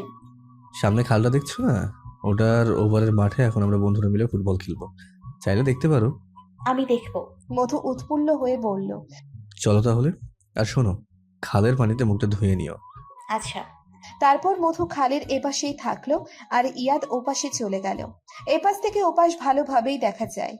ফুটবলের কোর্ট করা হলো। তারপর সবাই রেডি হতে লাগলো। ইয়াদ শার্ট খুলে ফেললো, নিচে স্যান্ডো গেঞ্জি ছিল আর প্যান্টকে হালকা গুটিয়ে নিল। সবাই চলে আসার পরই খেলা শুরু হয়ে গেল। অনেকেই দেখছে খেলা। হাড্ডাহাড্ডি লড়াই চলছে মাঠে, কোনো পক্ষেই গোল হচ্ছে না। অনেক সময় পর ইয়াদের টিমে একটা গোল হলো। তারপর আবার খেলা শুরু হলো। সবাই দৌড়চ্ছে বলের পিছনে, কে কার থেকে বল নিবে আর গোল দিবে এই চিন্তাই আছে। আস্তে আস্তে সূর্যের তাপও বাড়ছে। আনুমানিক 9:45 তো বাজেই। সব ছেলেদের শরীর থেকে দরদর করে ঘাম পড়ছে। রোদে ঘামের ফোঁটাগুলো চিলিক দিচ্ছে। তারপর পরের গোলটা ইয়াদরা একটুর জন্য দিতে পারেনি, তবে নিজেরা গোল খাওয়া থেকে বেঁচেছে। তারপর আবার পুরো দমে খেলা চলছে। খেলা দেখতে দেখতে কখন যে 11টা বেজে গেছে খবর নেই। মধুর হুঁশ আসতেই খেলা রেখেই বাড়ির দিকে রওনা দিল। এত দেরি হয়ে গেছে, এখন মা জানলেই ইচ্ছে মতো মারবে। মধু তাড়াতাড়ি বাড়িতে আসতেই ওর বড় খালার মুখোমুখি পড়ল। তিনি ভ্রু কুঁচকে বলল, দৌড়াচ্ছিস কেন? কোথায় গিয়েছিলি? ওই তো একটু ওইদিকে গিয়েছিলাম। ও আচ্ছা, যা গিয়ে গোসল করে রেডি হয়ে নে, দুপুরেই তো বরযাত্রী চলে আসবে। ও, খালামণি, সাইকা আপু কোথায়? গোসল করতে গেছে মিলিকে নিয়ে। আপু পার্লারে যাবে না? এই বাড়ির মেয়েরা পার্লারে যায় না, ওর বান্ধবীরা সাজিয়ে দেবে। ও আচ্ছা, আমি তাহলে গোসল করতে যাই। মধু দৌড়ে ঘরে গিয়ে ব্যাগ থেকে জামা কাপড় বের করে পুকুর পাড়ে চলে গেল। বরযাত্রী চলে এসেছে, তবুও সাইকাকে সাজানো হয়নি। বিয়ের পর যখন বরযাত্রী খেতে বসবে তখন সাজানো হবে। সাইকাকে ঘিরে অনেক মুরব্বী আর ওর বান্ধবীরা বসে আছে। বাইরে থেকে কাজীর কণ্ঠ শোনা গেল। তিনি ভিতরে এসে বিয়ে পড়ানো শুরু করলেন। তারপর সাইকাকে বলল কবুল বলতে। সাইকা একটু চুপ করে রইল। সবাই বলার পর আস্তে আস্তে কবুল বলল। এরপর সবাই আলহামদুলিল্লাহ বলল। কাজী বেরিয়ে যেতেই ওর বান্ধবীরা মিলে ওকে সাজানো শুরু করলো। আর মধু ওই ঘর থেকে বের হতেই দেখলো বড় খালার ঘরে ছোট্ট বাচ্চাদের খেতে দেওয়া হয়েছে। এতক্ষণ ধরে মধু এটাই চাইছিল, তাই ওখানে গিয়ে বাচ্চাদের পাশে বসে পড়লো। ওকে বসতে দেখে মেজো খালা বলল, কি রে মধু, তুই এখানে বসেছিস কেন? খিদেই পেট ব্যথা করছে খালা, আমাকে খাবার দাও। শোনা, আরেকটু অপেক্ষা কর, সাইকাকে বিদায় দিয়ে তারপর আমরা খাবো। এখন খেলে মানুষ খারাপ বলবে। অগত্যা মধুর উঠে যেতে হলো। খাওয়া নিয়ে এত তামাশা সত্যিই অসহ্য। এখন খেলে খারাপ কেন বলবে সেটাই মধুর মাথায় ঢুকছে না। মধু মনে মনে ভাবলো, এভাবে ক্যাবলার মতো ওয়েট করতে পারবো না, কিছু একটা করতে হবে। হঠাৎ মাথায় একটা আইডিয়া আসলো। মধু চট করে মেজু খালার রুমে গিয়ে ওনার শোকেস থেকে একটা কাচের প্লেট নামিয়ে মেজু খালার কাছে এলো। তারপর ওনার সামনে প্লেটটা ধরে বলল, খালামণি, এই প্লেটে একটু ভালো করে সাজিয়ে দাও। তোকে বললাম না পরে খেতে? তর সইছে না একেবারে। আরে খালামণি আমার জন্য না তো, সাইকাপুর বান্ধবীর আম্মুর জন্য। বড় খালামণি আমাকে বললো তোমাকে গিয়ে বলতে। মধু ব্যস্ত গলায় বলল। ও আচ্ছা, সেটা আগে বলবি তো। প্লেটটা দে এবার। মধু প্লেটটা এগিয়ে দিতেই উনি ভালো মতো পোলাও, মাংস, ডিম, সালাড আরো হাবিজাবি দিয়ে সুন্দর করে সাজিয়ে দিল। মধু প্লেটটা নিয়ে চুপচাপ রান্নাঘরে চলে গেল। রান্নাঘরে আপাতত কেউ নেই। মধু রান্নাঘরে ঢুকেই দরজাটা আটকে খাওয়া শুরু করলো। অর্ধেক খাওয়া শেষ হতেই কেউ একজন দরজা খুলতেই মধু ফ্রিজড হয়ে গেল। দরজার দিকে তাকাতেই দেখলো আরাফ দাঁড়িয়ে আছে। আরাফ ওকে দেখে ভ্রু কুঁচকে বলল। কি রে মধু, তুই এখানে লুকিয়ে লুকিয়ে খাচ্ছিস কেন? মধু ধরা পড়া গলায় বলল। আসলে আমার অনেক খিদে পেয়েছে, কিন্তু খালামণি বলছে পরে সাইকা আপুকে বিদায় দিয়ে খেতে। তাই এখানে বসে খাচ্ছি। মধুর কথা শুনে আরাফ হাসতে হাসতে বলল। যা আমার রুমে গিয়ে খা, এখানে খেলে এমনিতেই ধরা পড়বি। কিন্তু এখন বের হব কিভাবে? মধু অসহায়ের সুরে বলল। তোর প্লেটটা আমার হাতে দে, আমি প্লেটটা আমার ঘরে রেখে আসছি, তুই হাত ধুয়ে ওখানেই চলে যাস। আচ্ছা ভাইয়া। আরাফ মধুর প্লেট নিয়ে চলে গেল। মধু রান্নাঘরে কলসির থেকে পানি নিয়ে হাতটা ধুয়ে আরাফের ঘরে চলে গেল। আরাফ নিজের পড়ার টেবিলে ওর প্লেটটা ঢেকে রেখেছে। মধু গিয়ে আবার খেতে বসলো। খাওয়া শেষ করে প্লেটটা ধুয়ে আবার মেচু খালা মনির শোকেসে রেখে দিয়ে বের হতেই কান্নাকাটি শুনতে পেল। মানে সাইকাকে বিদায় দিচ্ছে। মধু গিয়ে সেখানে উপস্থিত হলো। সাইকা সবাইকে ধরে ধরে কাঁদছে। কান্নাকাটি একটু কমলে শিহাব আর আরাফ সাইকাকে গাড়িতে তুলে দিল। সাইকার সাথে মিলে গেল। এটা নাকি নিয়ম, কনের সাথে কেউ একজন যায়। প্রথমে সবাই চেয়েছিল মধু যাক, কিন্তু মধুর মা মানা করে দেওয়ায় মিলি গেল সাইকার সাথে। সাইকাকে বিদায় দেওয়ার পর মধুর মা আর মধুর মেজু খালা সাইকার মাকে সান্ত্বনা দিতে লাগলো। একমাত্র মেয়েকে বিদায় দিয়ে তিনি ভেঙে পড়েছেন। মধু কিছুক্ষণ সেখানে দাঁড়িয়ে বাড়ি থেকে বেরিয়ে ধান খেতে চলে এলো। এখন বিকেল, সূর্যটা পশ্চিম থেকে ঢলে পড়েছে। হালকা একটা ঝিরিঝিরি বাতাস বইছে ধান ক্ষেতের ওপর দিয়ে। মধু হাঁটতে হাঁটতে খালের পাড়ে চলে এলো। সকালেও এসেছিল ইয়াদের খেলা দেখার জন্য, কিন্তু পরে আর যাওয়ার সময় কথা হলো না। আচ্ছা, ইয়াদকে খেলা শেষ হওয়ার পর মধুকে খুঁজছিল নাকি ওর মনেই ছিল? মধু আস্তে আস্তে কিনারা বেয়ে নেমে খালের প্রবাহিত পানির ধারায় হাত ভেজালো। কি শীতল পানি! আশেপাশে তেমন কেউ নেই। মধু উঠে দাঁড়ালো। তারপর আবার ধান ক্ষেতের আল ধরে হাঁটতে লাগলো। এই মুহূর্তে মধুর একটা গান গাইতে ইচ্ছে করছে। মধু গুনগুনিয়ে গাওয়া শুরু করলো। তুমি না ডাকলে আসবো না, কাছে এসে ভালোবাসবো না, দূরত্ব কি ভালোবাসা বাড়ায়, নাকি চলে যাওয়ার বাহানা বানায়। দূরের আকাশ নীল থেকে লাল, গল্পটা পুরনো, ডুবে ডুবে ভালোবাসি, তুমি না বসলেও আমি বাসি, ডুবে ডুবে ভালোবাসি, তুমি না বসলেও আমি বাসি। বাসায় তেমন মেহমান নেই, আর মধুর সমবয়সী তো কেউই নেই। সব খালা, মামি, মার বয়সী। তার বড় খালার রুমে বসে কথা বলছে। আরাফ, শিহাব বাইরে গেছে। মধুর বোরিং লাগছে। ওর বড় খালার রুমে ঢুকতে গিয়েই থমকে দাঁড়ালো। ভেতর থেকে ওর মায়ের গলার আওয়াজ আসছে। তিনি বলছেন, সাইকার তো বিয়ে হয়ে গেছে, এরপর মধুর বিয়ে দিব, 2-3 মাসের মধ্যেই বিয়ে দিয়ে দেব। তারপর কেউ একজন বলল, আপা, আপনার মেয়ে তো বড় হয়েছেই। আমি একটা ছেলেকে চিনি, খুব ভালো। আপনি বললে আমি আসতে বলবো। আচ্ছা, আগে সাইকার বউবাত হোক, বউবাতের পরের দিন আসতে বইল। আইরিন রহমানের কথা শেষ হতেই ওর বড় খালা বলল, তুই এত তাড়াহুড়ো লাগিয়েছিস কেন রে? সাইকা অনার্সে ভর্তি হওয়ার পর ওর বিয়ে দিয়েছি আমরা। আর তোর মেয়ে তো এখনো ইন্টার পরীক্ষাই দেয়নি। সাইকা তো ভালো, কিন্তু আমার মেয়েদের উপর ভরসা নাই। কোন সময় কার সাথে বেগে যায় ঠিক নাই। বিয়ে দিয়ে বিদায় করতে পারলেই বাঁচি। মধু এরপর আর ওখানে দাঁড়ালো না। সাইকার রুমে এসে বালিশের উপর শুয়ে কান্না করতে লাগলো।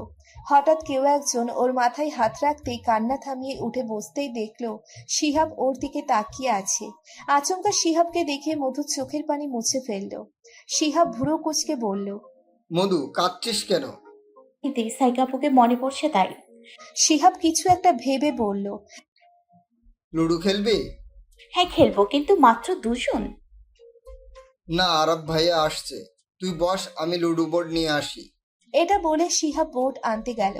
মুখ খাট থেকে নেমে ছাড়া চুলগুলোকে হাত খোপা করে কলপারে গিয়ে হাত মুখ ধুয়ে ঘরে আসতেই দেখলো আরাফ আর শিহাব খাটের উপর লুডোর বোর্ড নিয়ে আরাম করে বসে আছে। মধু হাত মুখ মুছিয়ে ওদের সাথে বসে পড়লো। তিনজনই নিজেদের গুটি পছন্দ করে নিল। প্রথমে মধু চাল দিল, কিন্তু ছক্কা ওঠেনি। তারপর আরাফ দিল। আরাফেরও কপাল খারাপ। সবার শেষে শিহাব চাল দিতেই ও ছক্কা উঠল। শিহাব এক গুটি উঠিয়ে আবার চাললো, কিন্তু এবার এক কানা উঠল। গটিটা এক ঘর এগিয়ে দিল। তারপর মধু চালতেই এবার মধুর ছক্কা উঠল। মধুও নিজের একটা গুটি উঠিয়ে আবার চাল দিল। মধু নিজের দ্বিতীয় গুটি ওঠালো। এরপর আবার দিতেই 5 উঠল। প্রথম গুটি 5 ঘর এগিয়ে দিল। তারপর চাল আরাফের। আরাফ মনে মনে চাইছিল একটা ছক্কা যেন ওঠে, কিন্তু কে জানে ওর উপর কি কুফা লেগেছে, এবার ছক্কা ওঠেনি। এরপর শিহাব চাল দিল। শিহাবের পর মধু। ওদের দুজনের আর ছক্কা না উঠলেই গুটি এগুচ্ছিল, কিন্তু বেচারা আরাফের একটা গুটিও এখনো পর্যন্ত ওঠেনি। আরাফের ইচ্ছে করছে খেলা ছেড়ে উঠে যেতে। কয়েকবার চেয়েছিল ও, কিন্তু মধু আর শিহাব ওকে জোর করে বসিয়ে রেখেছে। ইতিমধ্যে মধুর এক গুটি পেকে গেছে। শিহাবের এক ঘর গেলেই একটা গুটি পেকে যাবে, অথচ আরাফের এখনো একটা ছক্কাও উঠছে না। তবুও বিরক্তি মুখে বসে আছে সে। হঠাৎ চাল দিতেই আরাফের ছক্কা উঠল। আরাফ খুশিতে একটা গুটি উঠিয়ে আবার চাল দিল। আবারও ছক্কা উঠল। আর একটা গুটি উঠিয়ে আবার চাল দিতেই 4 উঠল। এতক্ষণে আরাফের মুখে হাসি ফুটল। খেলা আস্তে আস্তে জমছে। শিহাবের একটা গুটি আর একটা পরই পাকত, কিন্তু মধু নিচের গুটি দিয়ে ওটা কেটে দিল। এভাবে কাটাকাটি চলছে। মধু আর শিহাবের একটা গুটি পাকলেও এরপর আর কোনো গুটিই পাকছে না, শুধু কাটাকাটি হচ্ছে। অনেকক্ষণ খেলার পর মধুর আর আরাফের মুড চলে গেল, আর খেলতে ইচ্ছে করছে না। তাই শিহাব লুডোর বোর্ড রেখে এলো। এর মধ্যেই আরাফের মা এসে বলল, তোরা সবাই খেয়ে নে, খাবার দিয়েছি। আরাফের মায়ের কথাই সবাই মাঝখানের রুমে গেল। এই রুমের সবাই একসাথে খায়। একটু আগে মামারা, খালুরা আর অন্যান্য আত্মীয়রা খেয়েছে। এখন বাকি যারা আছে তারা খাবে। খাওয়া শেষ করে মধু সাইকার রুমে এসে দেয়াল ঘড়িতে দেখলো 10:30 বাজে। যে যার মতো শুয়ে পড়ছে। সাইকার রুমে আজ মধুর একা শুতে হবে। এমনিতেই মধু ভয় পায়, আজ আরো ভয় লাগছে। মধু গিয়ে আইরিন রহমানকে বলল। আম্মু আজকে আমার সাথে ঘুমাও না, আমার ভয় করে। আইরিন রহমান বিরক্ত কণ্ঠে বলল, ডং না করে গিয়ে শুয়ে পড়, বিয়ের বয়স হয়ে গিয়েছে, এখনো নাকি ভয় পায়। মধু আর কিছু না বলে রুমে চলে গেল। মন খারাপ করে মশারি টাঙিয়ে দরজা বন্ধ করে লাইট জ্বালিয়েই শুয়ে পড়ল। ঘুম আসছে না, মনটা ভার হয়ে আছে। মনে হচ্ছে কিছু একটা বুকের মধ্যে চেপে বসে আছে। নামাতে পারলে ভালো লাগতো। বাইরে মেঘ ডাকছে। হঠাৎ করে কারেন্টও চলে গেল। মধু শোয়া থেকে জড়সড় হয়ে উঠে বসলো। হালকা বৃষ্টিও শুরু হয়েছে। বাতাস হচ্ছে প্রচুর। এভাবেই 1-1.5 ঘন্টা মধু বসেছিল। 1-1.5 ঘন্টা পর বাতাস বৃষ্টি কমে যাওয়ায় মধু গুটিসুটি মেরে শুয়ে পড়ল। তখনও কারেন্ট আসেনি। চোখ মুখ খিচে শুয়ে থাকার ফলে মধুর ঘুম চলে আসলো। তখন ঘড়িতে আনুমানিক রাত 12টা। ফজরের আজান কানে আসার সাথে সাথে মধুর ঘুম ভেঙে গেল। আড়াবোড়া ভেঙে চোখ খুলে উঠে বসলো মধু। দরজা খুলে কলপারে গিয়ে অজু করে ঘরে এসে নামাজ পড়ে খাটে বসে রইল। ইচ্ছে ছিল একটু হাঁটবে, কিন্তু এখন বের হওয়া ঠিক হবে না। কেউই এখনো জাগেনি। 10-15 মিনিট পর বাইরে বড় খালা আর ছোট মামিকে দেখা গেল। মধু খাট থেকে নেমে বাইরে যেতেই বড় খালা বলল, কিরে, কখন উঠলি ঘুম থেকে? একটু আগে। খালা মরছে? ও হুম, তোর মা নামাজ পড়ে। খালা, আমি একটু হেঁটে আসি। আম্মু জিজ্ঞেস করলে বইল হাঁটতে গেছি। আচ্ছা যা, তাড়াতাড়ি আসিস। মধু ঘাড় নাড়িয়ে হাঁটতে লাগলো। কাল রাত বৃষ্টি হওয়ায় রাস্তাঘাট কাদা কাদা হয়ে আছে। আরো মধু জুতা নেয়নি, খালি পায়ে হাঁটছে। খালি পায়ে হাঁটতে মধুর ভালো লাগে। সব সময় তো জুতো পায়ে দিয়েই হাঁটা হয়, তাই মধু যখনই গ্রামে আসে তখনই খালি পায়ে হাঁটে। মধুর বহুদিনের ইচ্ছে নৌকায় চড়া, কিন্তু আজও সেটা পূরণ হয়নি। কে জানে কবে হবে। প্রায় অনেকক্ষণ হাঁটাহাঁটি করে মধু বাড়ি ফিরল। কলপারে গিয়ে হাত পা ধুয়ে ঘরে এসে দেয়াল ঘড়িতে দেখলো 7টা বাজে। মধু ঘর থেকে বেরিয়ে রান্নাঘরে গেল। সেখানে ওর মা আর মামিরা নাস্তা বানাচ্ছে। ওকে দেখে ওর মেচো খালামুনি ডেকে বলল, মধু, এই নাস্তার প্লেটটা তোর বড় মামাকে দিয়ে আয়। মধু প্লেটটা নিয়ে বড় মামার রুমে আসতেই দেখলো বড় মামা হেলান দিয়ে বসে আছে। মধু টেবিলে নাস্তার বাটিটা দিয়ে বলল, মামা নাস্তা দিয়েছি। আচ্ছা, তুই খেয়েছিস? দিয়েছি, না পরে খাবো। এটা বলে মধু চলে গেল। এরপর সবার নাস্তা পৌঁছে দিতে দিতে মধু ক্লান্ত হয়ে গেছে। সবার শেষে নিজের নাস্তা নিয়ে ঘরে এসে খাওয়া দাওয়া শেষ করলো। এখন প্লেট রাখতে যাবে, এই সময় ছোট মামি এসে বলল, মধু শোনো, আজকে আমরা সবাই শাড়ি পরে যাব সাইকের শ্বশুর বাড়ি। তুমি শাড়ি এনেছো? মধু উদাস মুখে বলল, না মামি, শাড়ি তো আনিনি। আচ্ছা, সমস্যা নেই। প্লেট রেখে আমার রুমে আসো। মধু প্লেটগুলো রেখে ছোট মামির রুমে গেল। ছোট মামি 5-6টা শাড়ি বের করে বলল, দেখো যেটা পছন্দ হয় সেটা পরো। মধু দেখে শুনে কালো রঙের লাল কাঁচাওয়ালা একটা শাড়ি নিল। ছোট মামি শাড়িটা ওর গায়ের উপর মেলে ধরে বলল, বাহ, অনেক সুন্দর লাগছে, এটাই পরবে তুমি। 11টার মধ্যে গোসল করে নিও। আচ্ছা তুমি কোনটা পরবে? ছোট মামি হালকা গোলাপি রঙের উপরে সোনালী রঙের সুতোয় জর্জেট কাজ করা একটা শাড়ি বের করে বলল, এটা পরবো। এই শাড়িটা তোমার মামা আমাদের বিবাহ বার্ষিকীতে দিয়েছে। এটা বলেই ছোট মামি একটু লাজুক হাসলো। মধু একটু হেসে বলল, আচ্ছা আমি এখন গেলাম। আচ্ছা যাও। মধু সেখান থেকে বের হতেই আরাফের মুখোমুখি পড়ল। আরাফ ভ্রু কুঁচকে বলল, এভাবে টই টই করে ঘুরে বেড়াচ্ছিস কেন? কোথায় ঘুরে বেড়াচ্ছি? আমি তো ছোট মামির কাছে গিয়েছিলাম শাড়ি পছন্দ করতে। কেন, শাড়ি পছন্দ করে কি করবি? ছোট মামি বলছিল আজকে সবাই নাকি শাড়ি পরে সাইকাপু শ্বশুর বাড়ি যাবে। আমার তো শাড়ি নেই, তাই আমি ওনার থেকে একটা পছন্দ করতে বলেছিলাম। ও আচ্ছা, শোন, তোর সাথে কথা আছে। ওনার থেকে একটা পছন্দ। এখানে না, বাইরে আয়। আচ্ছা চলো। আরাফ মধুকে নিয়ে পুকুর পাড়ে চলে গেল। পাড়ে এসে মধু বলল, বলো কি বলবে? আচ্ছা, মেয়েদের চুড়ির মুঠ, টিপের পাতা, কানের দুল, নাক ফুল, মেহেদি এগুলো কত করে রে? আসলে দাম জানি না তো, সেই জন্য জিজ্ঞেস করলাম। দোকানদার তো ঠকিয়ে দিবে। মধু এক ভ্রু উঠিয়ে সন্দেহের দৃষ্টিতে আরাফের দিকে তাকিয়ে বলল, কেন বলো তো, তুমি এগুলো কিনে কি করবে? আরে আমার এক বান্ধবীর জন্মদিন আজকে, তাই ওকে গিফট করব। উল্টোপাল্টা কিছু ভাবিস না। মধু মুখ ভেঙচিয়ে বলল, বান্ধবী নাকি প্রেমিকা? সত্যি বান্ধবী। আচ্ছা আমি সবগুলোর দাম লিখে তোমাকে দিচ্ছি। আচ্ছা, আমি ঘরেই আছি, তুই দিয়ে আস। আচ্ছা। মধু ঘরে গিয়ে আরাফের বলা সবগুলো জিনিসের দাম লিখে আরাফকে দিয়ে আসলো। আসার সময় বলল, এগুলোর প্রত্যেকটা থেকে এক সেট আমার জন্যও চাই, তা না হলে বড় খালামণির কাছে ফাঁস করে দিব। আমার কাছে তো এত টাকা নাই রে বোন, থাকলে সত্যিই দিয়ে আসতাম। বান্ধবীর জন্য থাকে কিন্তু বোনের জন্য থাকে না। বাহ। মধু অভিমানী গলায় বলল। আরাফ একটু হেসে বলল, আচ্ছা, তোর জন্য আনবো, খুশি